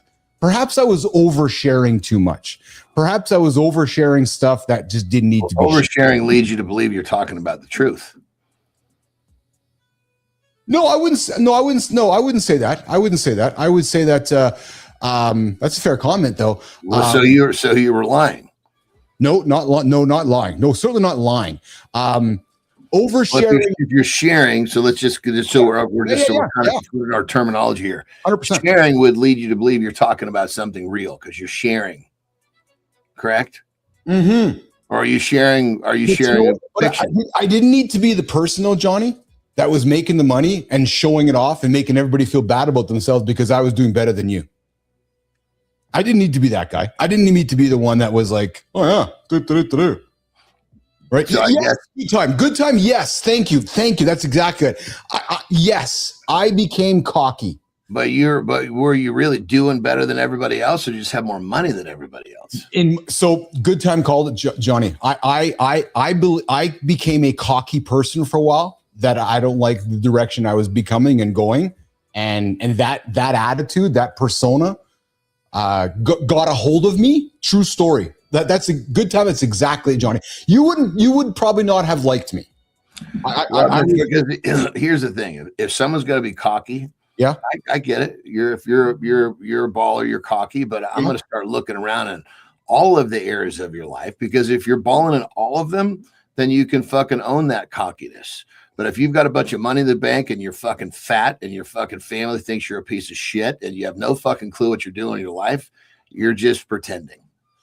That's the word, cocky. That would be that to me was so I also do agree with you though that if you can back it up, then there's love. But back it up everywhere. Yeah, 100%. Everywhere. If you're going to be cocky, that means that you got to fucking have spirituality. You have all of the fucking boxes checked. Otherwise, you're just a fucking idiot. I wasn't, my brother. There was parts of me that was a fraud. Just saying it. So is fraud considered lying then? No, I wouldn't. No, I wouldn't say lying. That's fair. No, that's fair. No. But this is good though. This is good though because this is what our show's all about, right? There was parts of me that was a fraud, and I would perhaps was covering that up with cockiness or like an attitude, right? That I had to go through my journey to recognize that that's not who and what I wanted to be. And there was that one, I'll never forget the moment I was creating content and I was cocky Keith, and my son was watching it, and I was like, oh. That's not good. And I remember like it was yesterday.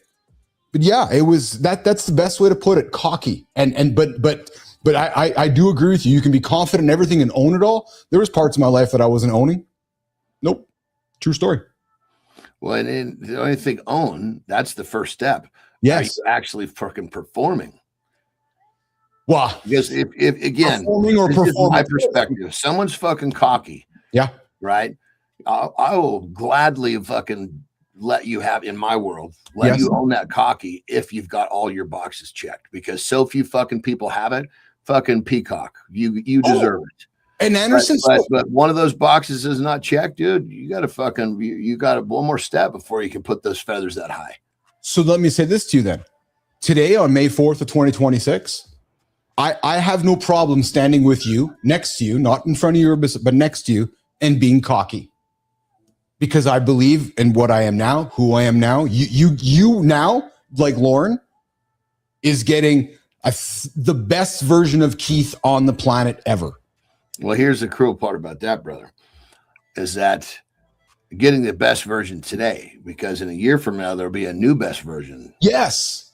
That's part of the whole thing. Yes, 100%. 100%. And Charlie, you're right. Confidence and cocky are close friends. But I will say, Johnny, because I was a confident kid growing up, I got that check. I made some money, started accumulating things, and I became a person that as I look back, today, if it happened now, I'm with you. I don't mind peacocking because I can back it all up. I can back all of it up, and I'm proud of it. But yesterday, I don't think yesterday I'm gonna put words in your mouth. Yesterday, I don't believe you would have been proud to call me your friend. I know today you are proud to call me your friend. I know as we've gotten to know each other, I firmly believe in my heart and your heart that you're like, yes, Keith's my friend. Yes, was yesterday a symbol, or is yesterday? No, yesterday rhetorically, like as in that you would have been like, yeah, I like doing the show with the guy, but there's parts of him that I think he's kind of a goof. Like I don't think you would have invited all of me into your life like you do today. Because I believe, unless I'm wrong, I believe today you invite me into all of your life. For sure. 100%. And there's the nutty parts of you that are very well accepted within the you 100%, as to where you can have all your boxes checked and still be a fucking really out there person. Yes. But that's half of what does it when someone's not in the box. Is they're allowed to start checking those boxes. But that's chemistry, and that to me is that. So it's funny because we're talking about cutting toxic people out of your life, right? Like I've never in my entire life been more true to who I am than I am today, and that feels so good. Right, being around you, being around my family, being around my kids, Lauren, and it's whether it's confidence, whether it's cocky, whether it's true, man, it feels so fucking good, so good to have the kind of conversations this morning, right? Like that we're having, it feels so good, dude. You know? Yeah. You know, part of that evolution for me to that position that you're speaking of, with a really fucking deep, self peace. I mean, granted, I don't know that.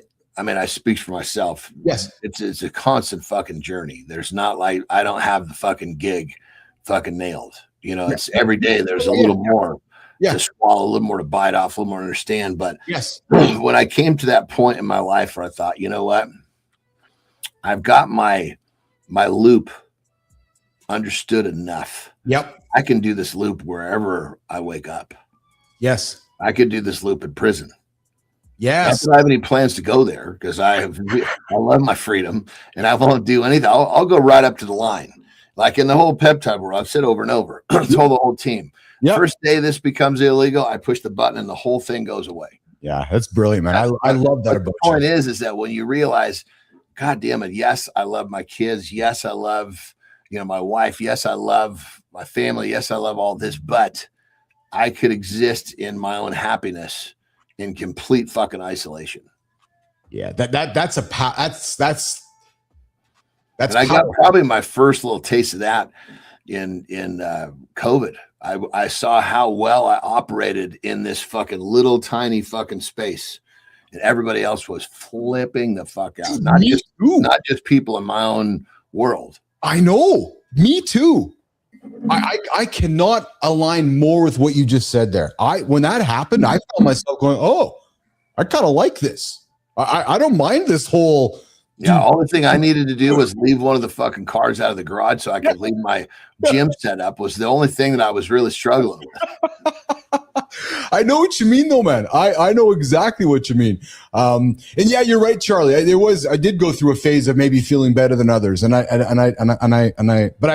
have the awareness of it, and I never want to go through that feeling again. Actually, so what was he saying about the feeling better than what was that? Charlie was saying that he says you went through a phase of feeling better than others, and yeah, there's truth to that, right? Where I would say that there was a point where I thought I was maybe better than somebody, and it's not a nice way to feel. It's not good at all. Actually, it's not. I think when that happens, because I mean, I'll be honest. There are times where I look around and I go, "Fuck, man," and I have to really. I know when I'm on my shit because I look around when I see this, I feel empathetic, sympathetic to those that are still kind of in the dark. Yes. Versus when I'm not on my shit, I'm like, that's when I will actually, in my mind, have negative thoughts about people that are still, as I call it, walking zombies.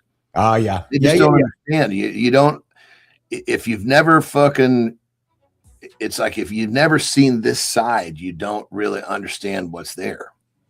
I can relate to your statement today, and it's not about confidence or cocky and feeling better than others. I still today sometimes look around me when people are asking me about how to like, hey, how come I'm not having success, or how do I get to make this go faster? How come this isn't working for me?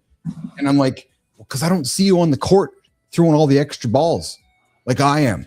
Like I don't see you in the lab for 13 hours a day like I am. I don't see you like real Jon. quick, just so I'm understanding this exactly. Yeah. On which court do you throw balls? Well, I'm talking like the basketball court. They just toss the ball. Wouldn't that be a shot? Yes, sure. Yeah, okay. Sure. Just wanted to make sure you weren't talking about a game that I wasn't figuring out here. You're a fucker. but or why aren't you on the ice? You throw lots of balls on a field. Okay, so why aren't you on the ice shooting more pucks like I am? But I know what you're saying. That makes perfect sense. Yes, I know. But I'm like, so if you want to achieve something, why aren't you doing the work? And then everybody seems to have an excuse. I'm like, well, fuck, man. Like, well, and to see the thing about what helps me with that is not to engage in those conversations with people that don't understand. Well, I've stopped too. No, I've stopped. I absolutely have. Maybe it's taking a page from you, but I've just stopped because I'm like, well, I gotta want to put the energy over there. That's what I've learned. I just want to put the energy over there. There's no point. The final step to what you're discussing is not responding to negative shit on social media. I don't even. These turds come in here and you still acknowledge them. Oh, but that's hey, that's how we get people on the show. Hey, if I didn't respond to Good Time, if I didn't ban Charlie on the first time, but you're come on. We get people on. We want the right people on. We're building a universe here. I know. The universe of people like mine is not fucking turd throwers. I banned Good Time before you even got here on the first show. I think he said something. I'm like, Jimmy, ban the fucker. Now he's like one of the OGs here all the time, which is awesome. Hey, we got some vintage throwback before we get you out of the lab this morning. Jimmy, put this one up, man. This is kind of an interesting clip, man. Check this out. So somebody's making these videos of then and yesterday's. Look at this Baywatch. So what she looked like yesterday than now, and didn't she like have a real fucking big problem and die recently, or look at him? We'll come back to Yasmin. Look at him, 37-73, and you got this dude. Like nobody's like, who's this guy? Oh yeah, Jeremy Jackson. I actually know him and know him now. Oh, do you? Yeah. And then you have obviously we've seen her. He's like a fucking really earthy type. Oh, is that right? Okay, yeah. And then so this is all AI shit, of course, but it's still pretty fascinating to me. And then there's this one here, this Alexandra Paul. She looks kind of this like she's age. She probably did the best of the whole fucking group. I would agree with you, yeah. And then there's this guy's like nobody knows who Michael Newman is. Like, oh, this guy was in Baywatch. Now he's got angel wings on for some reason. Oh, he's deceased. I didn't see that. Jimmy, go back to the first clip there if you don't mind. Jimmy, Yasmin Bleeth, you're right. Something came up. I thought something came up with that, eh? Because she was fucking like, for me, she was the creme de la creme. Yes. Yeah. 100%. 100%. Hey, what do you got going on today, brother? Let's see here. So I got my film with Ben. Yeah. Then I do a nap. Then I think we're going to go ride. I know Cam wants to ride the bikes. Oh, fun. I don't know if we'll ride probably in the afternoon because it's already so windy. It won't make a difference. But we'll either ride in the late morning or the afternoons. I've got some calls. He's got a couple calls, but it's just going to be kind of a fun day hanging out. The lake is quiet again because everybody it's Monday. Yeah. Oh, yeah. But, so it's going to be another good day. Awesome. I feel like we needed this show today. I feel like I just needed to talk. I needed to have a conversation. I needed a friend today. I needed to have a good conversation today. And it was a great show, a great conversation. And hey, I found something. Jimmy, what WTF is this? So again, you strike me as somebody who knows how to figure this shit out. I couldn't. Watch closely with this. This is like an illusion, but it fucking works. And I'm like, how the fuck did they do that? So you don't cut the end off, because I've been in this situation before, but look what they did here. And maybe because I'm not good with knots or nothing, but look, so they put this like this here. And you can already predict the outcome of it because it's gonna get the head out from underneath the rail there. But I just don't know how it all works because when I watch, you pull these two cords and it's like, oh, now it's out from the back. I'm like, oh, that's quite interesting. And I suck at knots and I suck at things like that. Do it again. Start the whole thing over. Now that I know so I didn't understand what the purpose was for. Okay. Yeah. So it's stuck behind that bar, right? But you see how they work the ropes there? So that, I guess the ropes? Oh, I'm sorry, the cord. The cord. Yeah. So thank you. Yeah.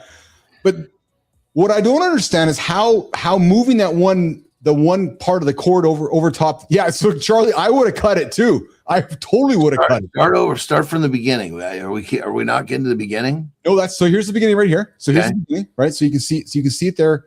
So he's got it over top the bar. Then he folds it. Oh, I see. Fold it over the other side of the bar. Yeah. So So he's basically creating a loop to put that through. Now I see it now. Now he's going to put that through there to pull the whole thing out. Boom. Yep. I didn't see it until you call. Yes. I didn't understand what the purpose of the video. What's he trying to achieve? Oh, I see what you mean. Yeah. So the first time through, I was trying to figure out what's he doing with the scissors. Yeah. Yeah. I like I said, I would have reasoned through on my own though, for sure. No, I would have cut it. I would have been man. I would have cut it. I would have bent the fucking bar. Or yes, of course you would have bent the bar. Yeah. Well, looking at it, wouldn't have to bend it, but just a little bit to get it out of there. Or you could take like I've done this in the past, where you take you need like that fucking head to fit through something. You take a sharp knife and you just whittle off 100%. A little bit off the fucking, because it's all insulation. That's right. It slides right through. That's right. Yeah, absolutely. Yeah, I've been there. So there we go, guys. I taught you something. That was an interesting little tweak for sure. 100%. Yeah, 100%. Hey, John, before you go.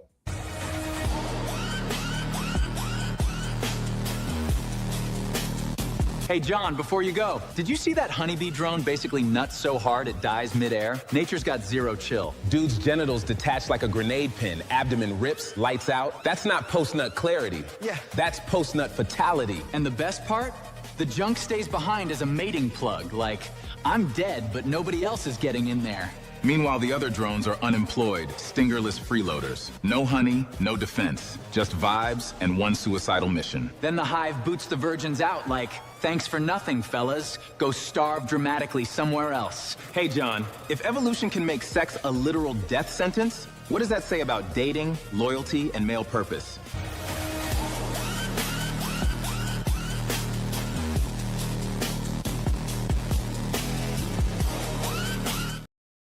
Oh, to be a BA. The gay brothers get more gay every week. Even like the walk. I mean, it's like, I don't know if they're trying or that's just the way that even AI knows it. To be a BA, just fucking have a good set of sex and then your penis is done. You're done. That's it. Well, but figure like this. It's in his programming. Yeah. 100%. Yeah. Like, can you imagine if our, because think about how bad we wanted to have sex when we were young. Oh, right? Boy, yes. Just think if the first time you did it was like you were programmed that was the peak of your life. Actually, think of it from a perspective of think how amazing that must fucking be. Yes. Because you think about this, we're not programmed with a pinnacle. We got to figure out what our pinnacle is. Yes. Yes. They know. Yes, they know. How fucking like mentally freeing that would be. Think about that. If you knew exactly why you were here, you had it was built into your mind. Like, I have to do X and I have reached the top. And you knew what X was. At 18 and 19, I might have thought my mission was exactly what the B was, but all I had was a pile of kittens, Anderson. So I had to get some elastic bands. Well, we got to get that fucking guy on the show. Shit. Hey, quickly before you go, tomorrow I'm dropping a press release. We're dropping a press release. Get this, man. The Today Show has lost 45% of its viewership in the morning, and CBS Mornings has dropped 47%. Mornings is wide open, and we're filling the gap. I'm excited as we head into the second half. Nobody's watching TV anymore, right? Well, because they're onto the streaming platforms. Like YouTube is like a fucking past thing. It's a thing of the past right now. Yeah, YouTube TV is higher than ever. More people are watching YouTube TV than ever, but yet the networks and all the big legacy networks we grew up with aren't pivoting over here. What is YouTube TV? I don't know what it is. You have it. You don't have it. So you have it in the US. It's actually it's a subscription to YouTube, but it has all the other television channels in it as well. So think of DirecTV, but through YouTube TV. It's actually apparently, because I don't have it up here in Canada, apparently it's the most comprehensive television package available in the United States. Every channel available is on YouTube TV for like a one low price. Good for them. Yeah, true story. Yeah, and Good Time just got it. All right, tell Benny I'm gonna Ben and I missed each other on Friday here, so we were talking yesterday. I'm gonna talk with him today, so tell him I'll be giving him a shout today. Okay, my brother. All right, pal. Lots of fun, man. A lot of fun. Great show as always, my brother. Have a good loop, my brother. Have a good loop, my brother. Johnny's out of here, nation. Good morning, everybody. You're hanging out with Keith Billis. And yes, Jimmy, I know that camera's not working, so I'm going to do a little bit of, I'm going to try something here. Oh, you know what we'll do, Jim? Well, I do the morning focus. I'll run around and turn that camera on so that it's working properly. I'm not sure why it dropped out. Hey, guys, dropping tomorrow. Yes, the morning day part is moved to YouTube. Nobody's programming for it. Mornings in the lab.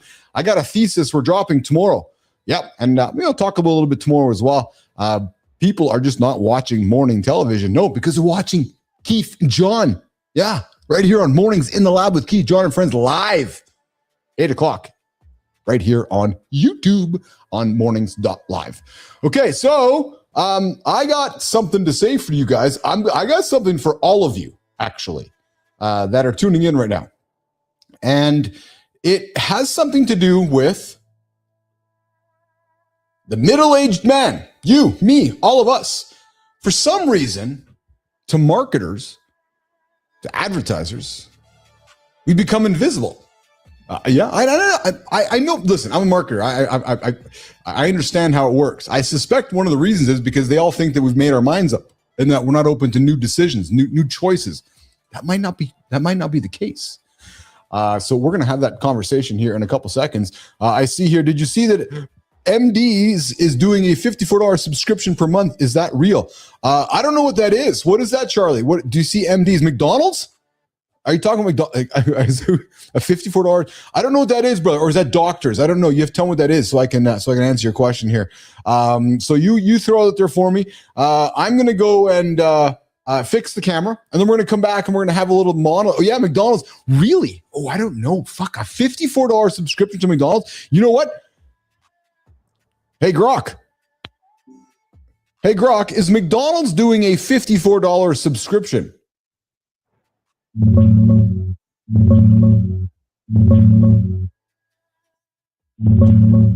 No, it's not real. That's a viral hoax spreading on Instagram and TikTok. Parody accounts started it, and McDonald's has never announced anything like a $54 unlimited meal subscription. They're pushing app deals and rewards instead, but nothing like that. There we go. I love that. Hey, Charlie, we just debunked this viral internet rumor this morning on Mornings in the Lab with Keith, John, and Friends. There you go. There you go. There you go. You can always find truth dropping with Uncle Keith. Yes, Uncle Keith Bellis from Mornings in Lab with Keith and Friends. Yes, we got truth here every single morning, live, 8 o'clock. Yes. All right. Jimmy, I just felt like I had to do that. I just felt like I had to do it once this morning. Just once. Okay. The middle-aged man has become invisible. And to marketers and everybody out there, yeah, I think that has become a massive mistake. Let's run the clip. We don't disappear overnight. We fade by inches. We call it being busy, and we let it keep shrinking us. Invisibility isn't the same as failure. It's quiet erosion. We still provide, but we stop being known. We tell ourselves, we're fine. That's the cover. We keep performing, and we dodge the one conversation we need. The cost shows up at home first, then in our body, Our people feel us present, but not there. We don't need a new persona. We need a decision. We stop waiting for recognition and start moving like we still matter. We're not asking for sympathy. We're asking for truth. If we're carrying the weight, we're allowed to name it. Keith's about to say what most of us won't. Stay with us. If you felt invisible, this is where we start.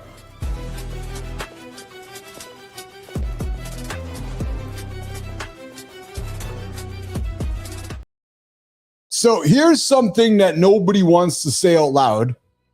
So I'm going to. The middle-aged man, all of us, we've become invisible. Yep. Invisible. True story. Yeah, not broke. Nope, not useless at all, actually. Nope, not even irrelevant. Purely INV invisible. That, marketers, massive mistake. Because if you actually look around, he, us, you, me, he's everywhere. The man that I'm going to be speaking about for the next few minutes. Ears up, marketers. Ears up, nation. Because I'm talking to you. He's running companies. He's paying mortgages. He is raising kids. He's dealing with aging parents. He's trying to stay healthy, and he's actually still trying to stay married. Yep. He's trying to stay relevant, and he's trying not to become bitter.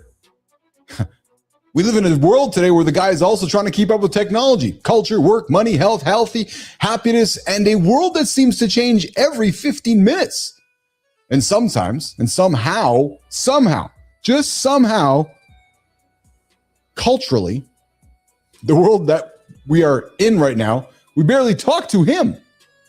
Him, me, you. We talk about young men. We talk about women. We talk about Gen Z. We talk about boomers, creators, founders, athletes, influencers. But you, me, that letter in the alphabet, the X, the man in the middle, the guy carrying the weight. I know who you are. The guy who has already lived enough life to have scars, but still has enough life left to build something meaningful. Yeah, you. I know who you are. Yep, I know. Yep, he gets ignored. If anything, we actually get mocked. Hey, uncle. Hey, dad. Yeah, I'm part of that group as well. Because we're either treated like a walking wallet, a punchline, a problem, or even some outdated version of masculinity that the world is trying to delete. And guys, I got to be honest with you. As I was putting together this monologue yesterday, I think that this is kind of insane. Yeah. This man, me, Johnny, Good Time, Charlie, Sullivan, we're not done. We're not washed up. Dwayne Whitaker is not obsolete. No, he's not some background character in everybody else's story. Sullivan might actually be standing at the most important crossroads of his life. But yet nobody's talking to us. This is the age where the mask starts cracking. It's the age where the questions get louder. Who am I now? We heard the show on Friday with Dan Schlund. What do I actually want? Maybe that's where some of my tears came from this weekend. Have I built the life that I've wanted, or just the life that I was expected to build by others? Am I proud? Am I proud of the man I've become? Is that the question you're asking yourself today? Do my kids actually know me? I know it's a question you're asking yourself as well. Does my wife still see me, or does she see past me? Do my friends really know what I'm carrying? Do I still have fire in me? Oh, do you? Or are you just maintaining? Because that is not a small moment. That is not a midlife crisis. No, that's actually a midlife reckoning. And from where I sit and from where I even stand, I believe we've done such a terrible job talking about it. What do? We reduce it to jokes. Nothing wrong with joking. Sports cars, bad tattoos, dating apps, swipe, swipe, swipe. And then, of course, divorce. Golf trips, testosterone ads. Guys buying expensive bikes and pretending it's about fitness. And sure, some of it's funny because we know that some of it is true. But underneath it, I know and you know, there's absolutely something much, much deeper happening. Because there's a lot of men like you and I that has hit this stage in life and we realize that we've been useful to everyone around us. Everyone around us, but unknown by almost everyone around us. Yeah, I'm talking to you. You've provided, you've performed, you've protected, you've pushed, you've carried. But I know that you have not always been seen. How do I know? Because I'm you. And I can tell you, I know that also catches up. It catches up in the body, in your marriage, in your mood, perhaps even in your silence. Maybe it catches up first thing in the morning when your brain is anxious and you're sitting there with your coffee thinking, fuck, is this it? And I've had those thoughts. And then I look to my dogs, I look into my own mirror and go, yeah, this is it. And I'm okay with it. And but then maybe the world's answer is usually terrible to some of us. Maybe the answer looking back in the mirror is no. Maybe this isn't it. Maybe you got to go buy something. Maybe it's time to go numb something or escape or optimize. Maybe, just maybe it's time to pretend you're 28 again. Or just shut up. Because nobody wants to hear, and I know you guys, nobody wanted to hear me belly aching this morning, or did you? Because maybe, just maybe, nobody wants to hear another middle-aged man talk about his problems. Well, you know what? That's fucking garbage. Because this is exactly what we should be talking to. Yeah. What I'm sharing, what you're sharing is exactly the man that we should be building for. This show is exactly the man and the men that need a room. Not because you're weak, not because I'm weak. Because maybe we're carrying too much alone. Maybe. And you know what? There is a big difference. And you know how I know that? I know that because I am one of those men. I'm not talking about this from a distance. No, I'm talking about from right the fucking middle of it. I am one of those men. I know what it feels like to build the company. And I know what it feels like to sell the company, make the money, hit the milestones, and still have to face yourself when the applause goes quiet.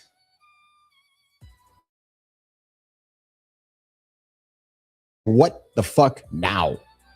Oh, I've gone through that a number of times in my life.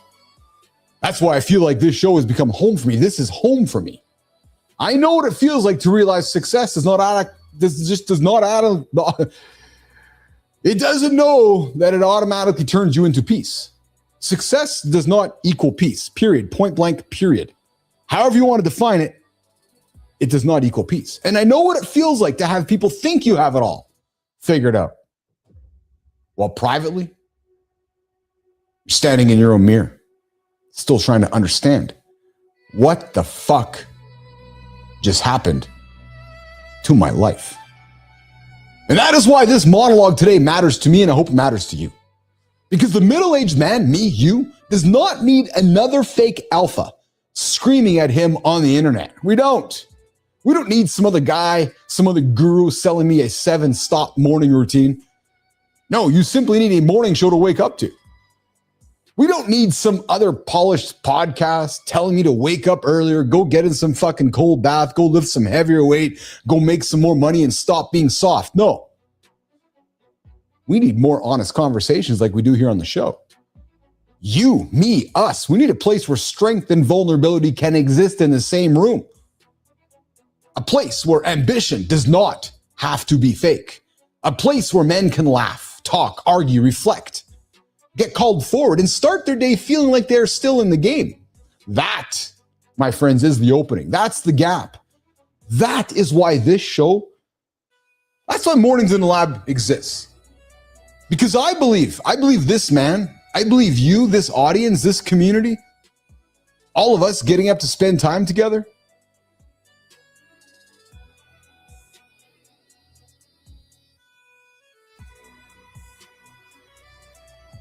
I do not believe this man is invisible because he has nothing to say. No, I think he's invisible. I think we are invisible because almost nobody. I look around everywhere. There's nobody building the right room for you, for me, for us. A room that does not talk down to you. A room that does not talk down to me. A room that does not shame you. A room that does not turn you into a stereotype. And a room that does not ask you to perform some fake version of masculinity. That's why I couldn't have done this show years ago. No, you're in a room here that says you're not done. You're not alone. You're not crazy enough for wanting more. And you are not weak because you are tired. And you're not irrelevant because the internet got younger. No, actually the opposite. You've lived. You've earned scars. You have stories to share. Wisdom, mistakes, and a second half of your life that can still matter. And maybe, guys, that is the most dangerous thing in the world, is a man in the middle of his life who finally stops sleepwalking. Because when that man wakes up, like I did 2 years ago to start this show, we don't need permission. We don't need an applause. We don't even need the algorithm to validate us. Nope, not at all, actually. Just a reason. And once that reason emerges, holy fuck, man, watch out. Because that is who we are talking to. That's who I'm talking to. That's who Anderson's talking to. And that is who we are building for on this show every single morning. That is the man that I care about. Not the fantasy version, not the performative version, not the perfect version. Nope. The real one. The guy who wears the pressure all on his chest.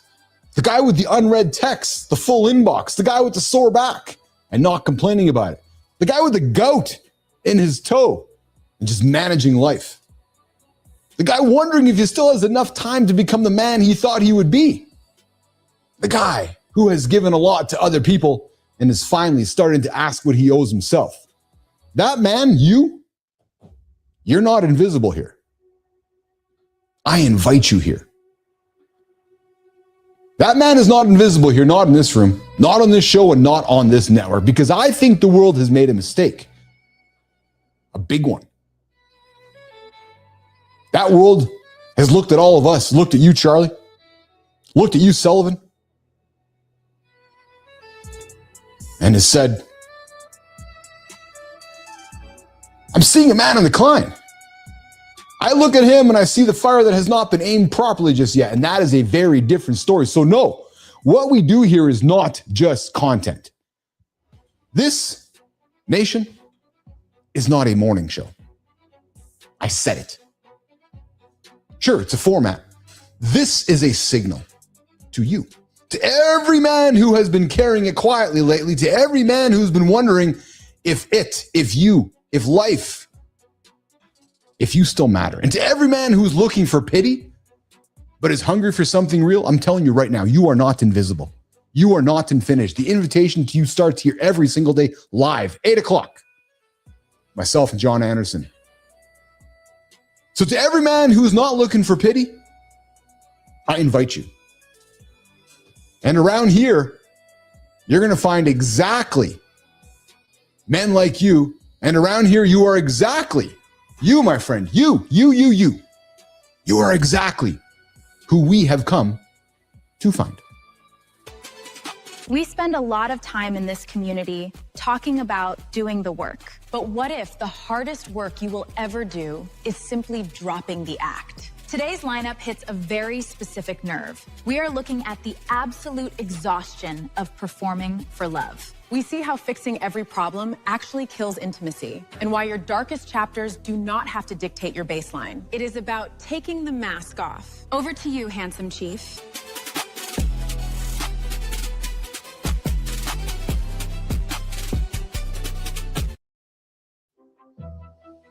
All right. We're over in the community corner with Maya Reyes.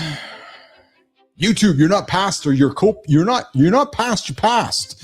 AJ McQueen sat down with Connor Beaton on Man Talks, and he's got something that hit quite hard. Growing up surrounded by gang violence and abuse in St. Louis, AJ could have easily made trauma his permanent identity. What did he do? Instead, he made a radical choice. He unlearned He weaponized the past through music, therapy, and raw honesty. And the toughest accountability to him wasn't pointing fingers. It was choosing to evolve when the environment begged him to stay exactly the same. So Nation, here's the question that comes from that conversation with AJ as well as Connor Beaton. What is one old version of yourself, a story or an identity that you need to give yourself permission to outgrow? I told it myself this morning. True story. Hey, over on Substack, why your nice guy routine is killing the move. Anastasia Williams reminds her readers that a relationship can be emotionally stable but sexually flatlining. Why? Because chasing desire usually destroys it. Oh yeah? Let's ask Brianna Bass about that tomorrow. With no safe words, Brianna Bass tomorrow live, 8 o'clock Eastern time, myself and John Anderson and Brianna Bass. But Anastasia says that you can't perform your way into passion by just doing more chores. Stop asking her how to make her want you and start asking what kind of man naturally generates that desire. Ask yourself this: is your relationship actually lacking sex? Or is it just lacking life? Maybe you become the boring dude like we talked about last Tuesday with Brianna Bass. All right, Steve Gallegos over on LinkedIn says that most relationship issues, well, they're not compatibility problems. No, he says that they're performance problems. The version of you, he says, that constantly earns love can never, ever rest. So if you drop the act and people leave, it's not rejection. It's valuable information that they wanted the performance, not you. Hey, Maya, speaking of exhausting performance, if you had to fake an entirely different profession just to survive a terrible blind date, what is your go-to fake career? Oh, I'm definitely telling them I'm an amateur taxidermist who specializes in household pet. It works every single time. But seriously, look at the thread connecting all of this today. Whether it's shedding a traumatic past, bringing actual life back into your bedroom, or stopping the endless audition for love, it all requires you to show up exactly as you are. The performance is draining you, and everyone can see the cracks anyway. Drop the act, see what's left. We'll see you tomorrow.